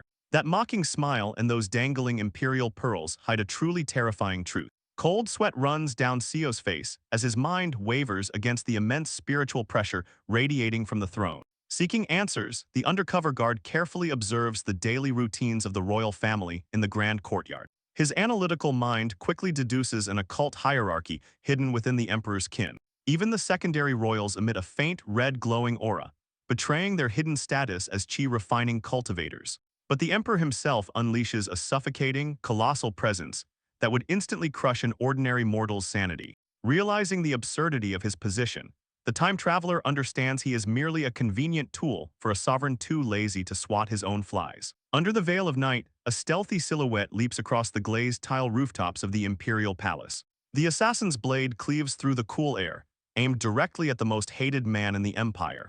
With a motion of deadly fluidity, Seo easily severs his attacker, splashing fresh blood into the darkness. Watching the lifeless corpse slide down the shingles, the swordsman simply views this nightly chore as a casual training exercise. Far from the treacherous imperial court, Kim Young-hoon has officially taken command of the martial alliance, guiding an army of dedicated disciples. Taking advantage of a rare leave, the Shadow Guard secretly meets up with his old friend over cups of strong liquor. Their clandestine reunion takes place far from prying eyes, hidden on the upper floors of a grand, isolated pavilion. Suddenly, Kim tightly grips his scabbard, generating a chaotic web of red energy threads around his hand. Seo's irises immediately flare with a piercing blue light, his peak vision instantly decoding the optimal trajectories of his friend's hypothetical strike. Without warning, the martial prodigy manifests a suffocating sphere of pure crimson intent. This crushing weight slams into the regressor, feeling eerily identical to the overwhelming divine consciousness of the Emperor. A mixture of awe and profound regret crosses the observer's face, fully aware of the current limitations holding his own vision back. Sinking into a deep trance, the Alliance leader suddenly surrounds himself with swirling, ethereal astral orbs. A long, mystical breath of blue chi slowly escapes from his lungs. Roaring in pure ecstasy, Kim's upper garments violently shred as his entire skeletal structure undergoes a brutal, miraculous restructuring. A blinding golden light erupts from the wooden building, momentarily tearing through the surrounding night sky. Standing tall with bulging muscles and completely smooth skin, the man proudly displays his revitalized, youthful physique as lightning crackles across his chest. Calmly stepping forward, The undercover guard congratulates this godlike ascension to the realm of 5 energies converging to the origin. Slipping on a fresh green tunic, the martial demigod humbly laments that his friend's current level prevents him from fully grasping the epiphany. Scattered across the smoke-filled floorboards, precious martial manuals are left behind as silent witnesses to this historic breakthrough. Leaving the urban sprawl behind, the two allies venture deep into the peaceful darkness of a dense forest. Strolling side by side through the tall grass, they debate the thinning boundary between human martial arts and true cultivation. Supreme confidence shines in Kim's eyes, utterly convinced that his newly formed domain can physically rival low-level immortals head-on. Listening intently, Seo absorbs every single syllable of this priceless tactical revelation. His dark pupil narrows, carefully measuring the seemingly bottomless abyss that still separates his martial peak from that ultimate evolution. Armed with this crucial new perspective, the lone warrior eventually returns to his assigned post within the towering palace walls. Resuming his nocturnal watch, he blends perfectly into the shadows of the massive, ornate corridors. High above his head, the dark fabric of a cloak slides silently across the painted wooden beams. The guard's hyper-attuned senses immediately lock onto the spider-like silhouette clinging to the ceiling. Fluidly drawing his blade, he mentally projects a blood-red trajectory line to anticipate the imminent strike. A hidden dagger violently rockets downward, missing his cheek by a fraction of an inch as he casually tilts his head. Plunging into the open space, the masked assailant drops down with their sword raised for a devastating overhead swing. Not a single ounce of panic registers on the defender's face, as he coldly calculates the exact angle of interception. Channeling his absolute focus, his steel violently ignites with a brilliant azure glow of pure sword energy. The vibrating metal perfectly aligns with the optimal blue pathways dictated by his martial clairvoyance. Sparks violently erupt from the clash of steel, briefly illuminating the intense, high-speed duel unfolding in the royal hall. A sudden, profound epiphany strikes the regressor's mind right in the middle of the chaotic parry. The grotesque memory of a mindless Jiangshi reminds him that true sword energy cannot be born from mere mechanical repetition. Pushing the assassin back, he realizes that his weapon must become a physical extension of his own organic will. Instantly, a massive, complex web of interwoven red and blue threads engulfs the entire room, mapping out raw, murderous intent rather than just physical movements. At that exact moment, a mystical, pulsing resonance connects the hilt of his weapon directly into the veins of his arm. Desperately accelerating, the dark silhouette blitzes forward to deliver a fatal thrust. A colossal shockwave of kinetic blue energy completely shatters the attacker's guard, blowing them backward. The fabric mask violently tears apart, revealing the stunned, bruised face of a young female assassin. Caught in the brutal slipstream of the parry, she is launched uncontrollably through the air. Her body aggressively skids across the polished stone floor, kicking up a cloud of dust and debris. Slowly stepping out of his stance, the shadow guard glares down at his defeated prey with an abyss of cold calculation. A devastating, radiant aura continues to surge through his forearm, permanently sealing the bond between the man and his blade. Overwhelmed by this suffocating, inhuman bloodlust, the grounded killer trembles in absolute terror. His features locked in absolute concentration, the warrior revels in the realization that his mind's imagery can finally manifest into reality.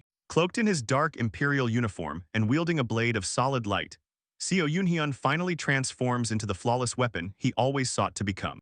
Paralyzed by the crushing weight of Seo's newfound aura, the unmasked assassin stares up in absolute terror. The shadow guard slowly advances across the grand hall, his drawn blade radiating a lethal, humming blue light. Staring down at his defeated prey from the shadows, he coldly recognizes her as a recently hired servant from the inner palace. A brief memory flashes through his mind, recalling her innocent disguise as a mere attendant wandering the imperial courtyards.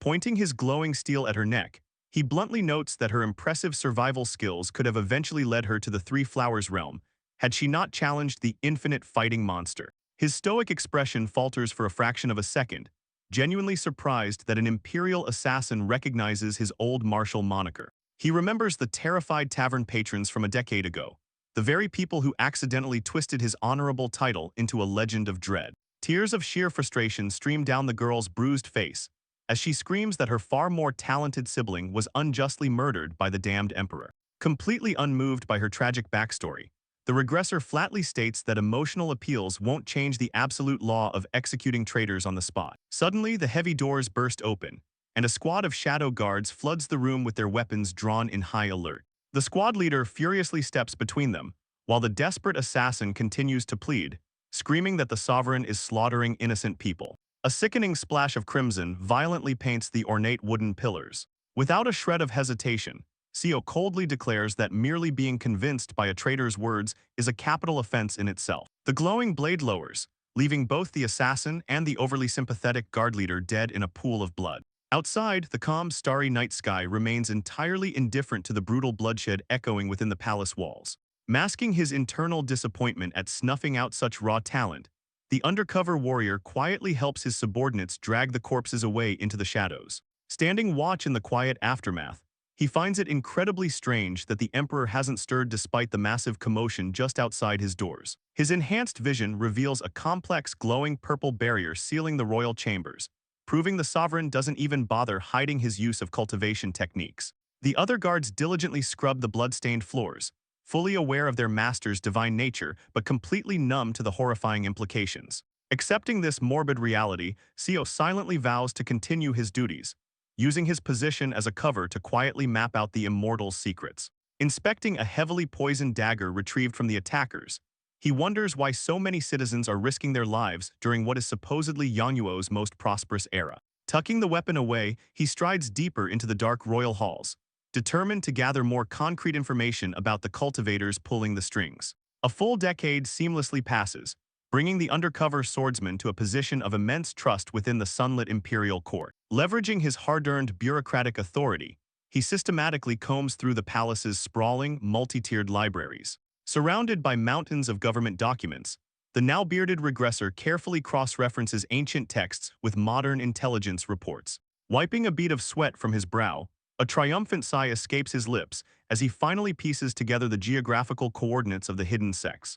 Stretching his aching back, he chuckles at the irony that poring over tedious paperwork is somehow yielding better results than his former life as a grand strategist. Glancing at his trusty saber resting against the desk, he feels his internal chi steadily refining, bringing him agonizingly close to the legendary Three Flowers stage. Pushing the martial thoughts aside, his gloved fingers unroll the latest demographic census report from the outer provinces. The elegantly brushed characters boast about a massive decrease in orphans and beggars, attributing the miracle to His Majesty's boundless grace. A deep frown lines Seo's matured face, immediately sensing that this supposedly flawless bureaucratic record is suspiciously hollow. Reading between the lines, he quickly realizes that the critical data regarding the actual whereabouts of these missing lower-class citizens has been entirely omitted. His sharp gaze narrows, knowing damn well that if a massive famine had truly wiped out that many people, he would have remembered it from his past regressions. Scanning the forcibly redacted ledgers, the horrifying truth clicks. The destitute masses haven't been saved, they've been methodically erased from existence. The desperate, blood-stained face of the female assassin flashes back into his memory, her dying words about the Emperor's massacres suddenly making terrifying sense. Pacing through the massive, sunlit aisles of the Royal Library, he logically deduces that the current Emperor lacks the sheer administrative competence to pull off such a massive cover-up alone. Slamming his palm against a stack of ledgers, he concludes that this empire-wide disappearance must be a dark ritual orchestrated by the immortals. Staring out at the sprawling capital, he realizes this conspiracy is too massive for one man, deciding to pass the investigation over to his most trusted ally. Miles away, the magnificent, multi-tiered pagoda of the Murim Alliance stands proudly against a vibrant blue sky. In the grand courtyard, a massive formation of elite martial artists gathers to witness the historic retirement ceremony of their founding leader. Far from looking melancholic, Kim Young-hoon raises his blade with an ecstatic, boyish grin plastered across his face. The heavy wooden doors of the former Alliance leader's private quarters swiftly slide open. Stepping into the elegant room, Seo greets his old friend, casually noting the incredibly cheerful mood radiating from the retired Grandmaster. Standing face to face, the undercover guard briefs Kim on the sinister, redacted census data he uncovered deep within the Imperial archives. Thrilled by the prospect of finally hunting down real immortals, Kim eagerly agrees to mobilize the Alliance's vast intelligence network to dig up the truth. With their covert partnership renewed, the two legends set their sights squarely on uncovering exactly what the cultivators are planning. Back at the Imperial capital, a tense, suffocating night descends over the royal palace's outer walls. Conducting his routine patrols, Vice Squad Leader Seo listens to his subordinates report a completely quiet perimeter at the north gate. Stroking his beard, he analyzes the recent drop in assassination attempts, logically deducing that the rebels have simply run out of martial peak warriors to sacrifice. Suddenly, a deafening explosion of blinding fire erupts from the east gate, violently blasting a palace guard across the courtyard. The poor man's flesh instantly ignites, his agonizing screams echoing through the night as magical flames consume him alive. Stepping out of the inferno, an arrogant blue-haired man casually inspects a glowing talisman, thoroughly unimpressed by the guard's cultivation levels. Looking down his nose at the surrounding defenders, the intruder sighs in absolute annoyance, complaining that their heightened senses ruined his stealth approach. Sio's eyes widen in genuine shock, immediately recognizing the terrifying reality that the rebels have finally deployed a cultivator to assassinate the emperor. Drawing his spear, the terrified but loyal squad captain orders his men to brace for a suicidal final stand. Chuckling at their pathetic bravery, the blue-haired immortal fans out a deck of glowing yellow talismans, mocking their ignorance of true power. Levitating off the ground with divine grace, he proudly declares himself a mighty second-star cultivator of the cheerifining stage. Igniting a glowing sigil in the palm of his hand, he promises to burn every last guard to cinders before slaughtering the emperor's branch family. With a flick of his wrist, devastating beams of concentrated fire rain down from the sky, detonating upon the palace defenses. The courtyard instantly transforms into a literal hellscape, the orthodox martial artists hopelessly shrieking as their bodies melt into the paving stones. A smug, utterly arrogant smirk stretches across the cultivator's face as he watches the mortals burn like dry kindling. But as the smoke clears, the regal figure of Seo Yunhyun stands firmly in the center of the blaze, his sword effortlessly splitting the magical flames in half. The immortal's confident grin completely vanishes, his eyes twitching in disbelief at the impossible sight of a mere martial artist blocking his spell. Reflected in Seo's cold, calculating pupils, the roaring fire only highlights the intense, predatory focus of a man who has hunted monsters his entire life. Lowering his stance, the shadow guard tightly grips his hilt, ready to show this arrogant cultivator the absolute, terrifying zenith of human martial arts. A deafening collision of kinetic energy tears through the courtyard as Seo's blade miraculously repels the cultivator's lethal strike. Outside the perimeter, frantic palace guards draw their weapons, completely cut off from the escalating chaos within. A massive, impenetrable dome of dark purple energy has completely engulfed the royal pavilion, sealing everyone inside. Pulsing with sinister magic, a single glowing talisman acts as the anchor for this inescapable death trap. Inside the suffocating barrier, thick smoke violently curls toward the ornate wooden ceiling. Surrounded by the charred, burning corpses of his comrades, the wounded squad leader gasps for air in sheer desperation.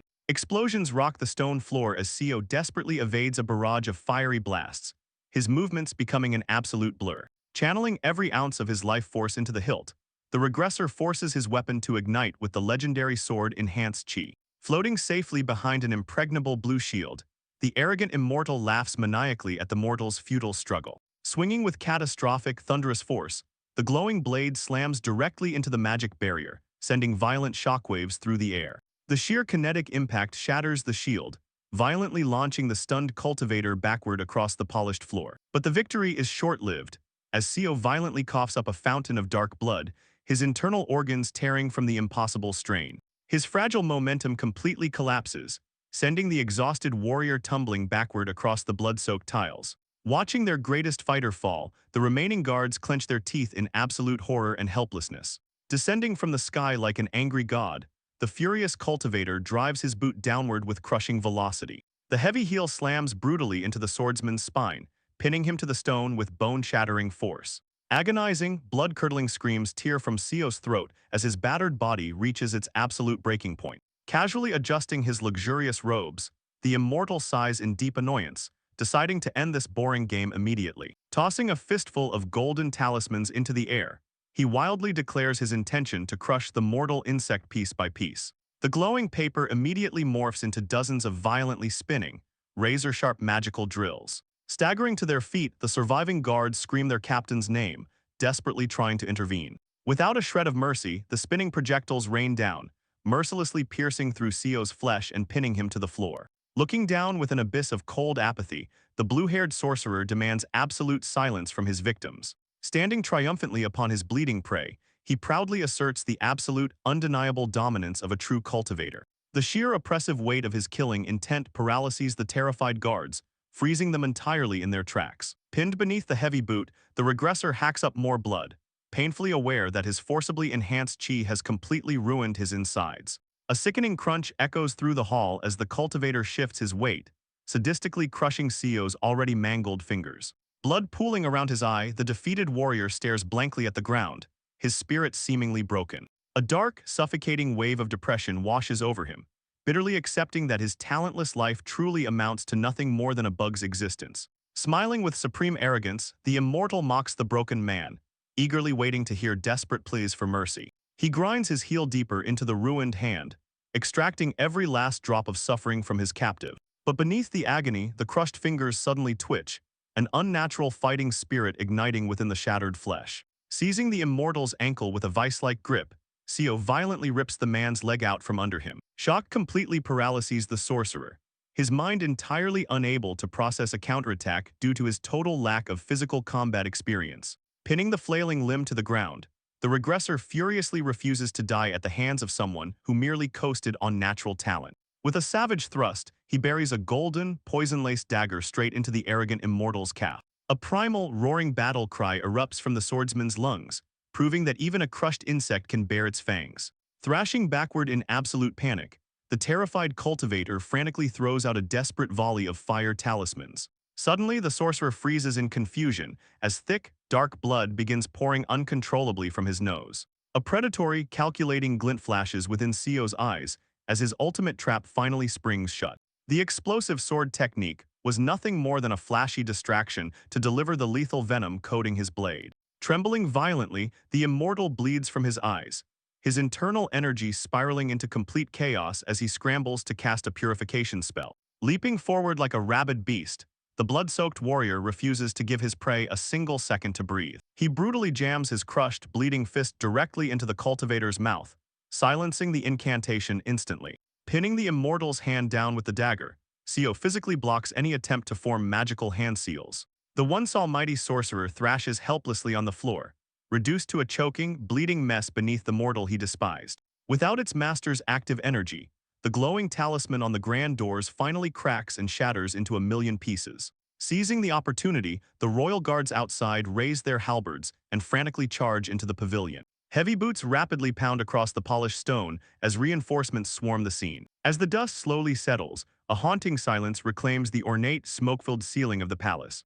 Heavily supported by his surviving subordinates, the victorious regressor limps away from the blood-soaked battlefield. Glancing back one last time, a dark, vindicated satisfaction settles over his battered features. Stripped of his divine arrogance, the dead cultivator stares blankly at the ceiling, his horrifying, blood-weeping corpse proving that immortals bleed exactly like the insects they step on. A peaceful, sun-drenched morning casts warm golden rays over the majestic, glazed rooftops of the imperial palace. Inside a quiet infirmary, a thick plume of fragrant smoke lazily spirals past an ornate hanging lantern.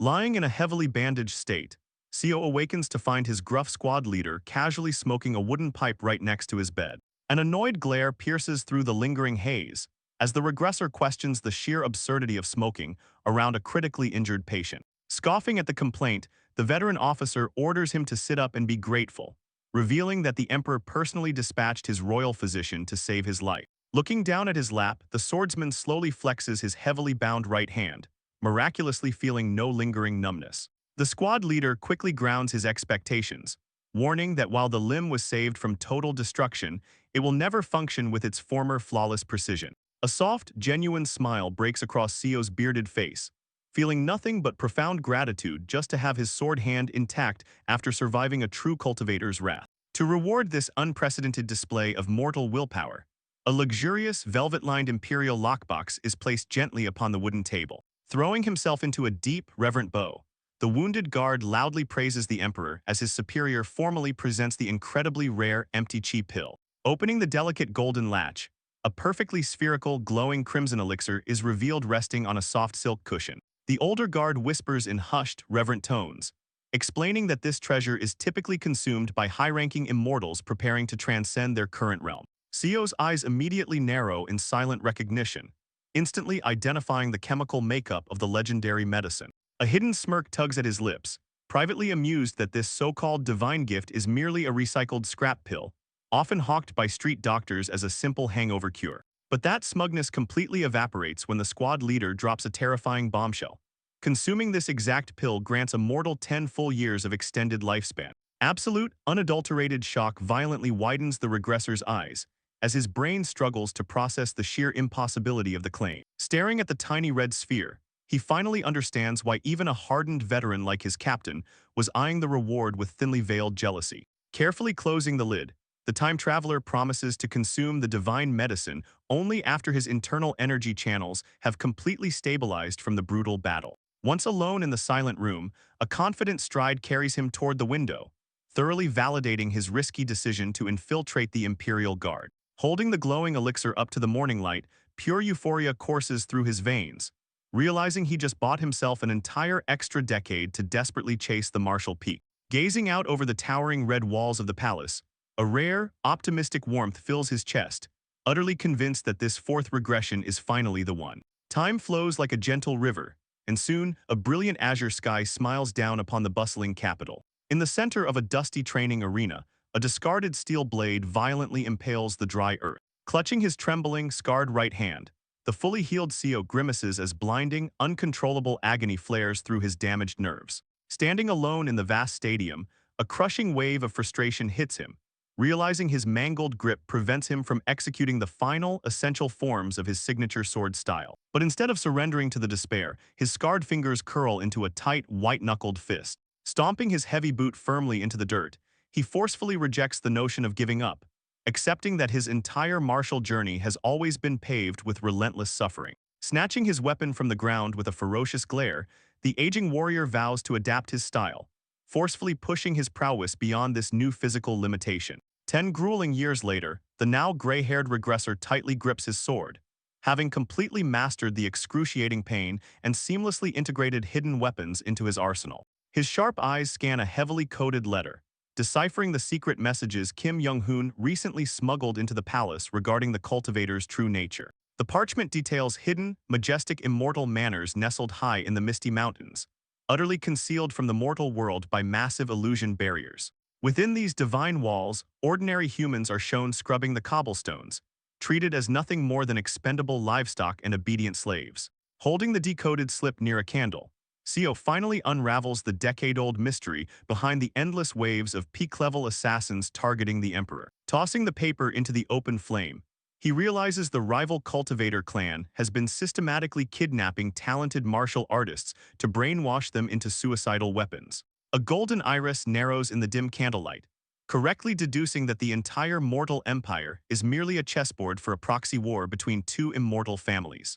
Turning his back to the burning evidence, the seasoned guard decides to ignore the political nightmare, resolving to maintain his cover and focus strictly on his own training. Suddenly, a familiar, imposing figure playfully crouches on his windowsill, nearly giving the old swordsman a heart attack in the dead of night. Stepping casually into the study, Kim Young-hoon remarks that he decided to deliver his latest findings in person, because the truth was simply too horrifying for a letter. With a casual flick of his wrist, the martial demigod slashes a hidden surveillance spell out of the air, ensuring their conversation remains perfectly sealed. Peering out toward the grand royal pavilion, Kim begins detailing the absolute, horrifying reality of the two warring factions battling for control of Yongyuo. He outlines the bitter rivalry between the currently ruling Makli clan, represented by the Emperor, and the shadowy remnants of the Jin clan. Massive, ethereal blue hands visually represent the suffocating grip these two families have maintained over the nation's resources for centuries. The alliance leader confirms that the Jin clan, exiled from the throne a century ago, is indeed responsible for mass-producing the brainwashed mortal assassins. Pacing slowly across the room, Kim grimly adds that the method used to rapidly manufacture these peak-level fighters is far more demonic than mere physical training. To artificially break their limits, the Jin clan forcibly stuffs the screaming, vengeful spirits of murdered civilians into the assassins' bodies, using raw hatred as fuel. Aghast, Seo interrupts, asking if the Jin clan slaughtered the assassins' own families to harvest these tormented souls. A terrifyingly calm, oppressive aura fills the sky outside as Kim shakes his head, revealing that the ruling Makli clan is the one truly responsible for the mass slaughter. The horrifying truth finally drops. The Emperor's faction has been systematically rounding up thousands of peasants, squeezing their literal blood and life force into a giant, boiling cauldron. Flashbacks of violent street abductions highlight the sheer scale of the atrocity, as innocent families are dragged away to be processed into raw medicinal ingredients. Bile rises in Seo's throat as he screams out in pure revulsion, realizing the life-extending pill he consumed was forged from human flesh. Half hidden in the shadows, Kim's stoic profile confirms the darkest secret of the orthodox cultivators. They are quite literally eating the mortals they govern. Covering his mouth to suppress a violent gag, the regressor is entirely sickened that supposed Taoist immortals, who preach of heavenly ascension, could commit such demonic cannibalism. The very room seems to spin violently around him, as his entire worldview of the orthodox cultivation path shatters into pieces. The tear-streaked, bruised face of the female assassin from 10 years ago suddenly burns into his mind, her dying accusations finally making absolute horrific sense. Staring at his trembling, bandaged hands, the veteran guard is crushed by immense guilt, realizing he has spent a decade actively protecting the very monsters massacring his own kind. Breaking the grim silence, Kim reveals that the Jin clan recently reached out to the Martial Alliance, proposing a joint strike against the cannibalistic regime. The image of the smiling Jin clan elder floating alongside his immortal brethren confirms that while they are also corrupt, the current emperor's evil is entirely unforgivable. Extending his hand, the alliance leader formally asks his oldest friend to join him in ripping the Mackley clan from their blood-soaked throne. A fierce, piercing glare ignites within the aging regressor's golden eyes, his guilt instantly transforming into a burning, righteous fury. He recalls the arrogant, mocking sneer of the blue-haired cultivator he fought, perfectly understanding now why these immortals view human lives as mere insects to be crushed. Without a single ounce of hesitation, Seo Yoonhyun accepts the dangerous invitation, vowing to wash the blood from his hands by slaughtering every last cannibalistic immortal in the capital. Nestled on the peaceful outskirts of Seokyeong City, a grand pavilion serves as the clandestine meeting ground for the nation's most formidable warriors. Gathered in the vast courtyard, the most revered martial elders of Yangwoo stand united, their faces hardened against a common, demonic enemy. Pacing before the assembled grandmasters, Kim Young-hoon proudly introduces his trusted comrade to the elite strike force. Suspicion immediately ripples through the orthodox ranks, as two prominent leaders violently object to trusting an active imperial guard. Knowing logic will completely fail here, Seo feigns absolute blood-curdling fury, screaming his lungs out at the mere mention of the treacherous emperor. Taken aback by this overwhelming display of pure, unadulterated hatred, the startled elders quickly backtrack, desperately trying to calm the enraged swordsman down. Concealing a sly smirk behind his bandaged hand, the regressor mentally celebrates the flawless success of his theatrical performance. With his loyalty successfully proven, the strike force departs beneath a bright, unforgiving sun, fully prepared to wage war on the demonic immortals. Deep within a mist-shrouded mountain range, the unified army marches silently toward the hidden domain of their targets. Waiting at the rocky rendezvous point, the sinister Jin clan cultivators look down upon their newly acquired mortal meat shields with arrogant approval. A terrifying jolt of recognition strikes Seo as he realizes these allied sorcerers wear the exact same robes as the assassin who nearly killed him years ago. Stepping forward to bridge the tension, Kim seamlessly takes command, offering the alliance's full martial prowess to aid the cultivators' siege. But before the march can continue, the undercover guard breaks off from the main group toward a secluded clearing, prompting his leader to blindly follow. Annoyed by the sudden detour, the red-haired immortal demands answers, only to be completely ignored by the towering martial demigod. Sprawled across the quiet forest floor lies a massive, heartbreaking expanse of freshly dug graves. Clasping his hands in solemn prayer, Kim listens as his friend reveals he spent countless nights secretly recovering and burying the emperor's discarded victims. Channeling his profound spiritual energy, the alliance leader manifests a brilliant, pulsing sphere of green light between his open palms. This gentle, radiant flame hums with pure benevolence, designed specifically to pacify the restless, vengeful souls trapped within the damp earth. Like glowing fireflies, ethereal specks of energy drift down onto the burial mounds, washing away the lingering hatred of the massacred citizens. Watching the liberated spirits ascend peacefully into the night, the regressor absorbs a crucial lesson. A cultivator's power is not inherently evil, it is entirely defined by the heart of its wielder. A profound sense of clarity washes over the gray-haired warrior's face, his resolve hardening to master his humanity before blindly chasing absolute strength. Returning to the misty peaks, the massive coalition finally arrives at the physical limits of the Mackley clan's hidden territory. Cracking his knuckles with a vicious, eager grin, the Jin clan elder steps up to shatter the grand illusion concealing their target. Channeling his chi, he unleashes a devastating sonic spell toward the seemingly empty, silent cliffside. A colossal explosion of golden energy tears the camouflage apart, violently ripping the veil off the secret compound. Gasps of sheer disbelief escape the Orthodox elders as the majestic mountain scenery rapidly dissolves into thin air. In its place, a heavily fortified, ominous fortress emerges, completely surrounded by an unbearable, stomach-churning stench of rotting flesh. Sirens immediately blare from the watchtowers, frantic Makli guards screaming in terror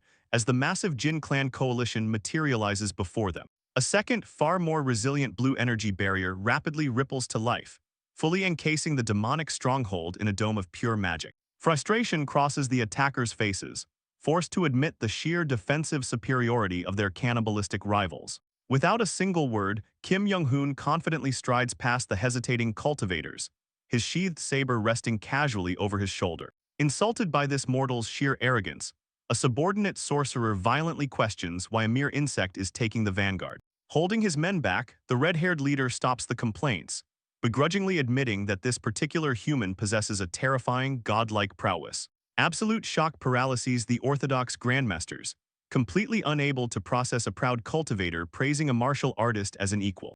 Raising his open palm, the martial demigod condenses a swirling, blinding core of pure azure energy. Gritting his teeth with absolute, terrifying focus, he compresses the immense power into a singular, vibrating orb of destruction. Seo's golden eyes widen in absolute awe, instantly recognizing this condensed force as the legendary realm lying far beyond the five energies. Lunging forward with explosive speed, Kim violently slams the glowing orb directly into the massive magical shield. The impenetrable fortress barrier instantly shatters into a million jagged shards, the sheer kinetic backlash violently ripping the earth apart. The martial elders flinch backward, utterly blinded by the apocalyptic shockwave generated by their supreme leader. Even the arrogant Jin clan immortal stands frozen in speechless terror, sweating bullets at the sheer magnitude of Kim's physical strength. Dust and debris swallow the shattered gates as the protective dome completely disintegrates into the atmosphere. From the settling smoke, a horrifying horde of groaning, rotting Jiangshi violently surges forward to intercept the invaders. Drawing their weapons, the Jin cultivators roar their battle cries, eagerly ordering their forces to carve a path straight into the castle. Lightning arcs across the battlefield as the two massive armies brutally collide at the fortress entrance. Soaring gracefully over the undead swarm, Seo seamlessly decapitates a rotting corpse with a singular, fluid slice. Panicking under the sheer pressure of the Orthodox masters, the low-level Makli cultivators frantically retreat, desperately calling for heavy reinforcements. Landing lightly on his feet, the regressor narrows his eyes, immediately recognizing the distinct uniforms of the undead attacking him. Activating his peak vision, his pupils contract sharply to analyze the hidden mechanics driving the reanimated corpses. Glowing red strings of intent violently jut out from the zombie's decaying flesh, dictating its erratic, jerky movements. Slicing effortlessly through the magical tethers, Seo realizes these strings aren't generated by the undead themselves, but rather puppet wires pulled by an external source. Tracking the invisible lines through the chaotic melee, his gaze locks onto a lone, chanting cultivator safely guiding the horde from the rear. Gripping his hilt tightly, the swordsman calculates the puppet master's spiritual realm, identifying him as a perfectly manageable target. In a flash of crackling azure lightning, the regressor blitzes straight through the undead ranks, sliding under the cultivator's guard with lethal precision. Seizing the terrified sorcerer by the throat, Seo violently hoists him off his feet, completely ignoring his pathetic, whimpering pleas for mercy. But as he prepares to strike, his eyes lock onto the nightmarish scene behind the gate, a towering, hellish cauldron surrounded by actual mountains of flayed human corpses. Desperate to save his own life, the sniveling puppet master frantically squeals, offering to reveal every dirty secret of the horrific refinement process. His vision going dark with pure homicidal rage, Seo demands answers, tightening his grip around the immortal's trembling neck. The cowardly sorcerer proudly explains how they systematically drain the blood and chi of kidnapped peasants, melting them down to create raw origin magic. Flashing a sickening, desperate smile, he offers to bribe the swordsman with these concentrated lumps of human life, promising immense power. That disgusting, remorseless smirk shatters the last thread of Seo's patience, his entire body radiating an overwhelming aura of pure, unfiltered murder. Suddenly, a massive, heavy spear crashes down from the heavens, violently severing the earth between the regressor and his prey. Stumbling backward from the immense impact, Sio's eyes widen in absolute horror as he recognizes the familiar weapon of his own squad leader.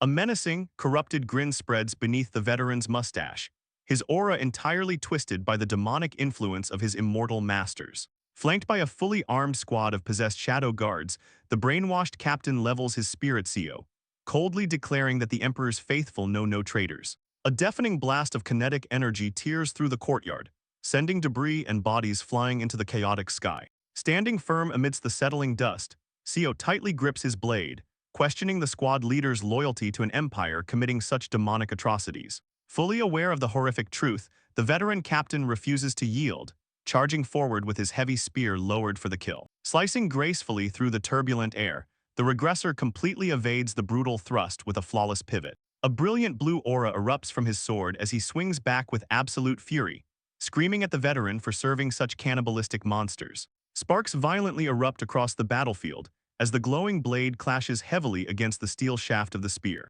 Pushing back with immense physical strength, the captain bitterly declares that commoners like them are nothing more than the Emperor's disposable limbs. A sudden, vicious kick from the squad leader breaks the deadlock, forcing the swordsman to slide backward across the torn earth. Dragging his boots through the dirt, Sio narrows his eyes, instantly recognizing that his former superior is terrifyingly close to reaching the Three Flowers realm. His scarred features harden into a mask of pure concentration, knowing this fight cannot end without spilling the blood of a comrade. Standing tall in the raging dust storm, the veteran asks a piercing question, demanding to know if the allied Jin clan is truly any different from their current masters. The undercover guard solemnly shakes his head, bitterly admitting that all immortals view ordinary humans as nothing more than expendable insects. Raising his weapon high above his head, the captain roars that the Jin clan will inevitably grind the citizens down just like the Makli currently do.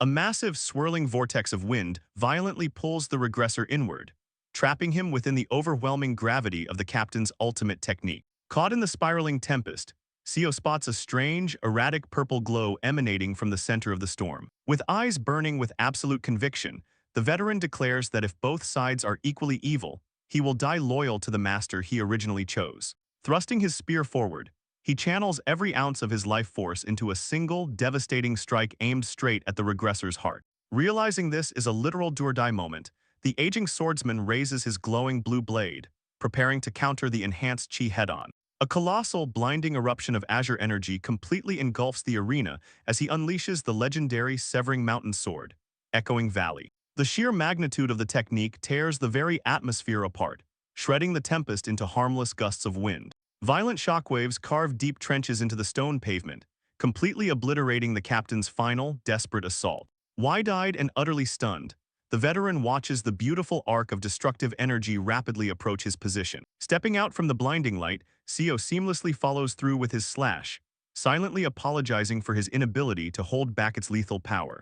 Blood violently erupts from the captain's shoulder as his entire right arm is cleanly severed, sending him staggering backward in pure agony. Slowly walking past his defeated superior, the time traveler humbly admits that this supreme sword art is still far too refined for someone of his caliber. Dropping heavily to his knees, the dying squad leader ignores his fatal wound, mesmerized by the sheer enlightenment radiating from that flawless strike. Hot tears mix with the dirt on his face as he weeps over his wasted life, realizing his lifelong pursuit of martial perfection amounted to nothing in the face of true power. A broken sob escapes his lips as he confesses he was only blindly following the Emperor to find some twisted meaning for his pathetic existence. The veteran's lifeless body finally collapses into the dust, leaving Sio to mourn the tragic difference in their respective paths. Glancing back over his shoulder, the victor turns his attention toward the remaining, perfectly motionless squad members. Dozens of highly trained shadow guards stand frozen with their weapons drawn, prompting Sio to question why they didn't gang up on him during the duel.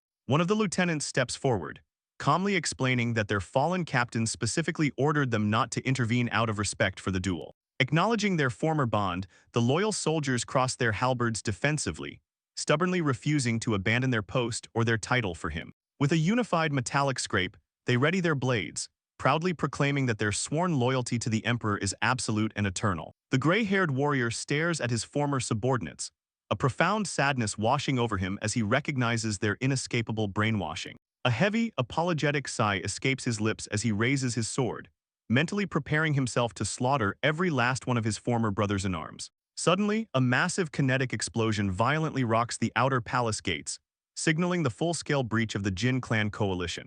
Cultivators are blasted through the air like ragdolls, as the protective barriers completely collapse under the immense pressure. Leading the vanguard, Kim Young-hoon furiously commands the Orthodox army to push forward and annihilate the Makli clan's horrific refining furnaces. Slicing through the demonic guards with terrifying efficiency, the martial alliance leaves a bloody trail of dismembered corpses in their wake. High above the carnage, a Jin clan elder conjures a colossal ring of golden fire, violently incinerating the palace defenses.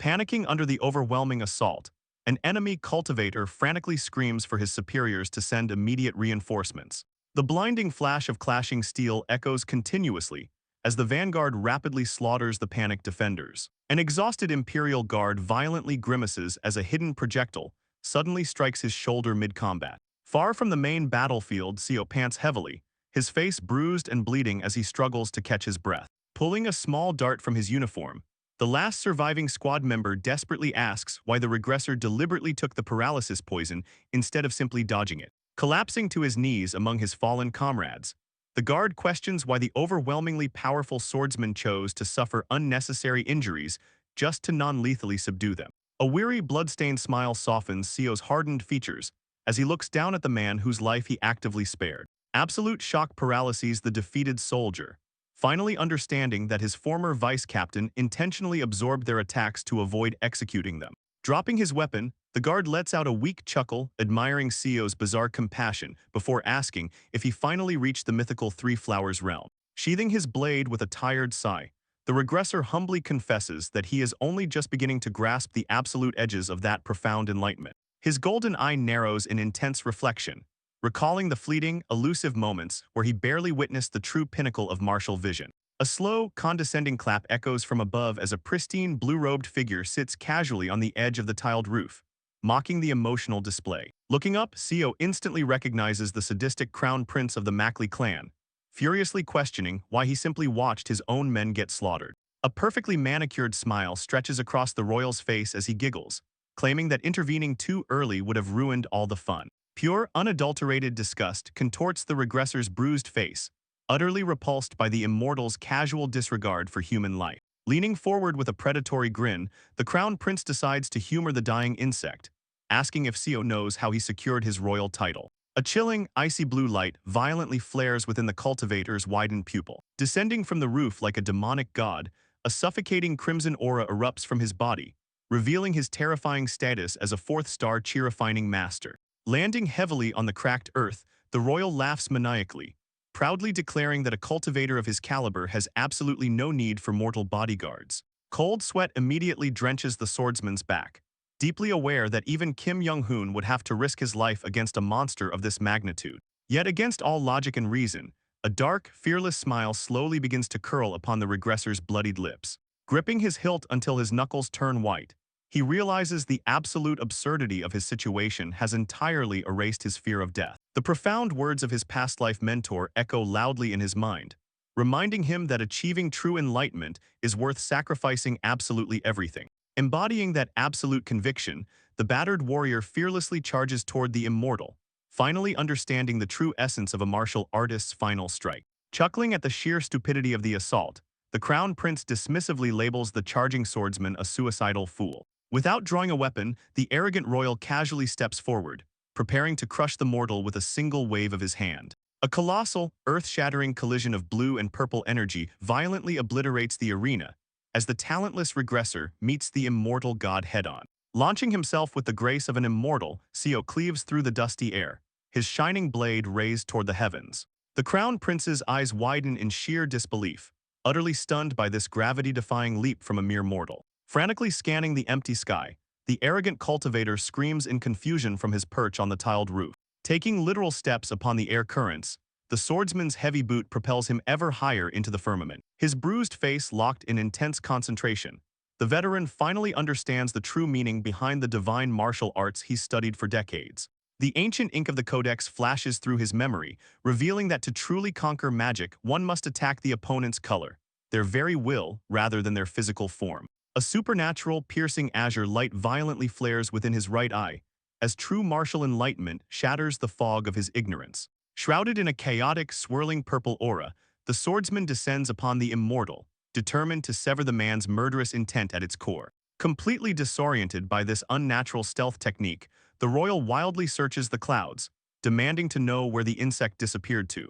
Emerging brutally from the dust, Seo capitalizes on the split second where his willpower successfully blinded the cultivator's divine senses. Suspended in midair like a god of death, he unleashes an assault that momentarily places a mortal on equal footing with a heavenly being. Pure panic contorts the sorcerer's features, his teeth grinding as the crushing spiritual pressure bears down on him. Forcibly drawing his own blade in a desperate reflex, the royal indignantly curses the swordsman for relying on such bizarre, incomprehensible tricks. Sparks violently erupt from the clashing steel as the immortal barely manages to block the devastating strike aimed at his blind spot. Overwhelmed by the cultivator's kinetic backlash, Seo is violently blasted backward, tossed through the air like a broken ragdoll. A massive crater of pulverized stone and dust explodes upon his impact, temporarily masking the extent of his injuries. Extending his hand with absolute terrifying calm, the crown prince quickly regains his suffocating arrogance. Channeling his boundless chi, he conjures a cataclysmic roaring tornado that viciously tears through the imperial courtyard. The very roof tiles shudder and splinter under the spell's immense gravity, promising to shred the impudent human into bloody ribbons. Fully aware of the cyclone's lethal nature, the battered swordsman frantically rolls across the fractured pavement to avoid the devastating downdraft. The towering column of wind suddenly fragments into a deadly barrage of spinning, razor-sharp air discs that obliterate everything in their path. Pinned down in the debris, the veteran's sharp gaze coldly analyzes the relentless flurry of magical blades. Tightly gripping his hilt with his mutilated hand, he bitterly accepts that a mortal's internal energy will always drain infinitely faster than an immortal's boundless reserves. Panting heavily through the pain, he makes the absolute final decision to end this hellish confrontation in a single decisive strike. Thoroughly perplexed by the sudden pause, the immortal weaves another hand seal, wondering what suicidal stupidity this insect is planning next. Standing tall amidst the raging storm, Seo locks eyes with his opponent, his heavy robes violently whipping in the gale. Turning his back to the approaching cataclysm, he channels every last drop of his essence to invoke the severing mountain sword. Crushing the golden pommel until his knuckles bleed, he unleashes a phenomenal wave of energy that literally tears the earth asunder. The prince's pupils violently contract, struck by a paralyzing awe at the sheer, impossible magnitude of this mortal technique. Agonizing pain rips through the old warrior's arm, blood spraying from his reopened wounds as the physical toll pushes him past his absolute limit. In a flawless geometric choreography, his rapid slashes weave a gigantic, inescapable net of pure, blinding blue light. Crimson droplets splatter across his face, yet the regressor refuses to yield, fully prepared to reduce his own body to ash for victory. Enraged by this unyielding defiance, the cultivator furiously claps his hands together to unleash his ultimate, annihilating spell.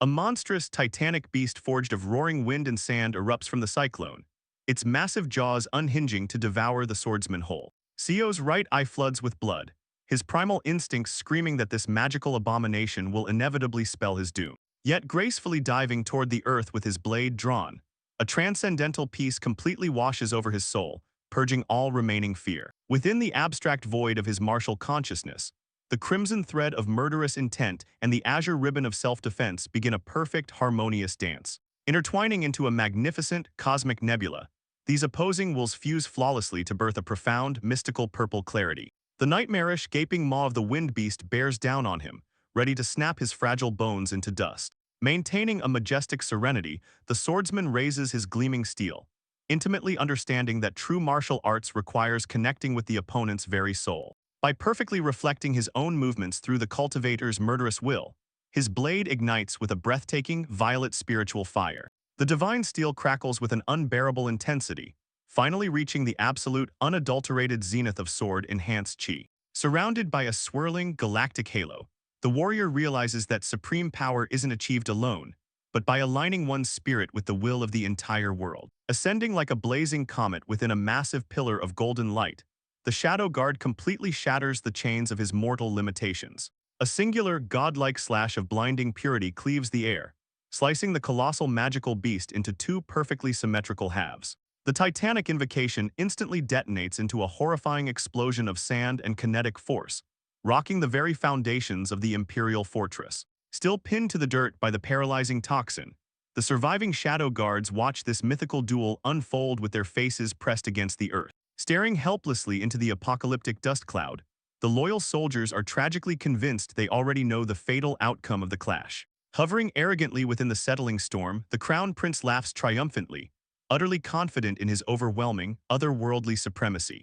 But the sudden, heavy thud of a martial boot stepping onto the shattered pavement instantly silences the royals' arrogant cheering. The paralyzed guards' eyes nearly pop out of their skulls, their minds completely failing to process the impossible miracle emerging from the smoke. Perfectly intact and wreathed in a magnificent, roaring inferno, Seo Yunhyun stands triumphant, his ascendant mortal body crowned by 3 gigantic blooming lotuses of fire. Ascending into the heavens like a blazing comet, the talentless swordsman collides head-on with the immortal's overwhelming power. A heavy, golden breath of pure internal energy violently exhales from Seo's lips, his body pushing past every conceivable mortal limit. The crown prince's arrogant sneer completely shatters, replaced by sheer, unadulterated panic as he stares at the impossible anomaly. Bathing in the radiant glow of his own ignited life force, the regressor coldly orders the false god to prepare for his execution. Furious that a mere insect broke his spell, the royal frantically weaves a dizzying flurry of complex hand seals to summon his ultimate technique.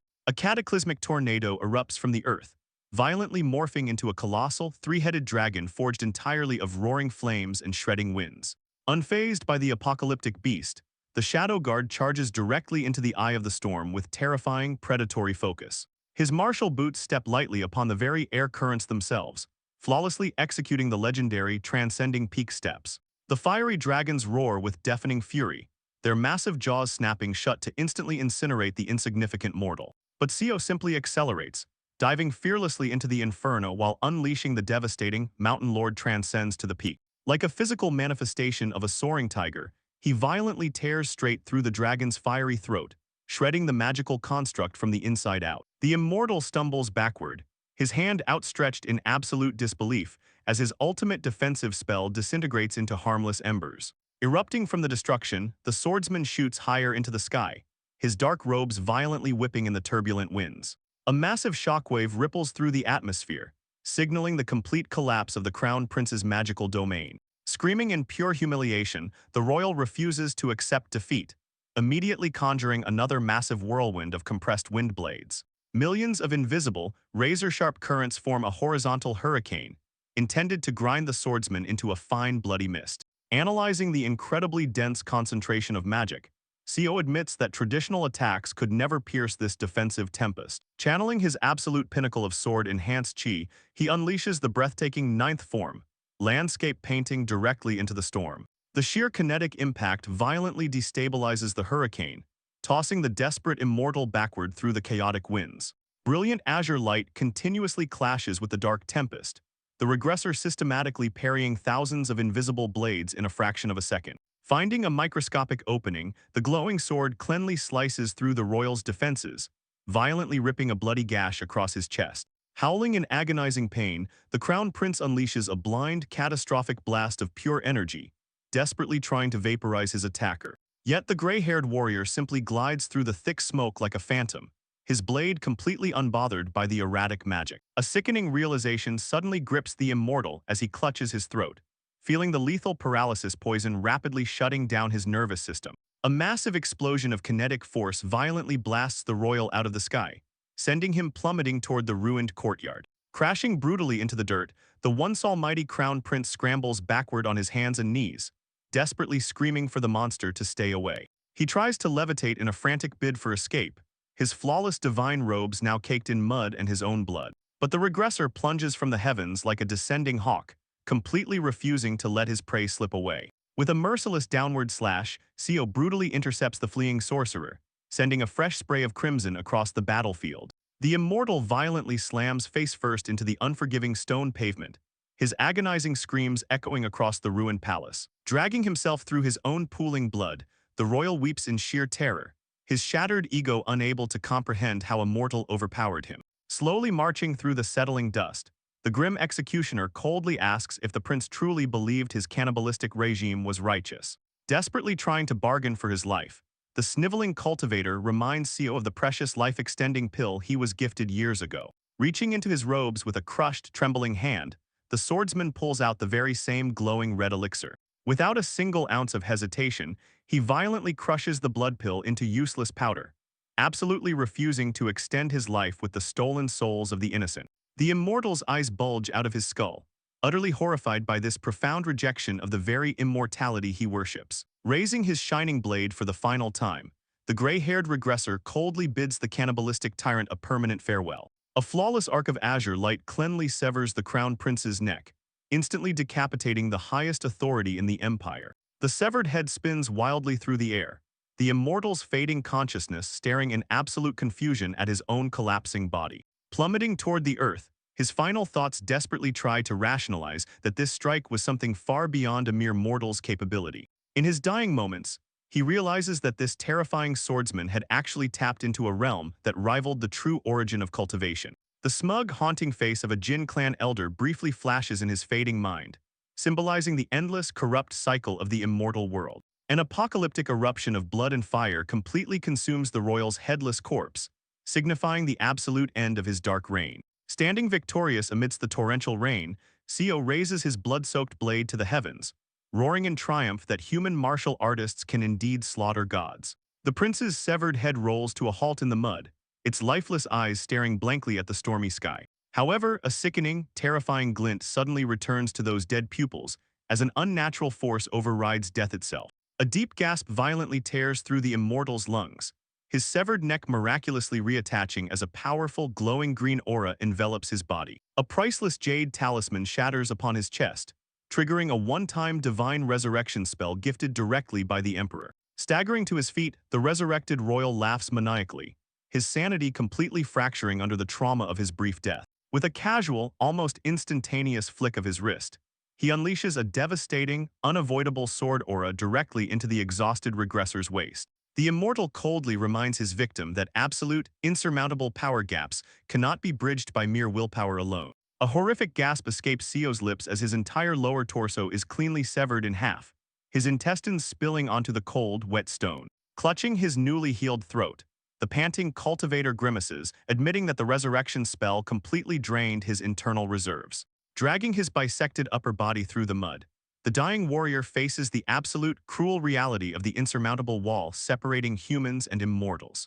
Suddenly, the royal flinches in sheer confusion, unable to comprehend the horrifying sight unfolding beneath his feet. Bleeding out in the torrential rain, Seo's fading vision locks onto the ghostly memory of Kim Young-hoon boldly standing against an army of floating gods. The unmistakable sound of grinding bones echoes loudly as the regressor's severed torso violently forces itself upright, his crushed hands gripping his hilt with terrifying strength. A colossal physical manifestation of pure, unadulterated willpower violently erupts from the dying man's soul, defying every known law of life and death. Tears of absolute terror stream down the immortal's face as he screams, completely paralyzed by the sheer, impossible tenacity of this human insect. Clawing his way forward through the mud and his own blood, the bisected swordsman desperately reaches out, refusing to let his fallen brothers die in vain. The warm, encouraging smile of his greatest friend flashes before his eyes, reminding him that true effort never betrays the one who wields it. Unleashing a final, deafening battle cry,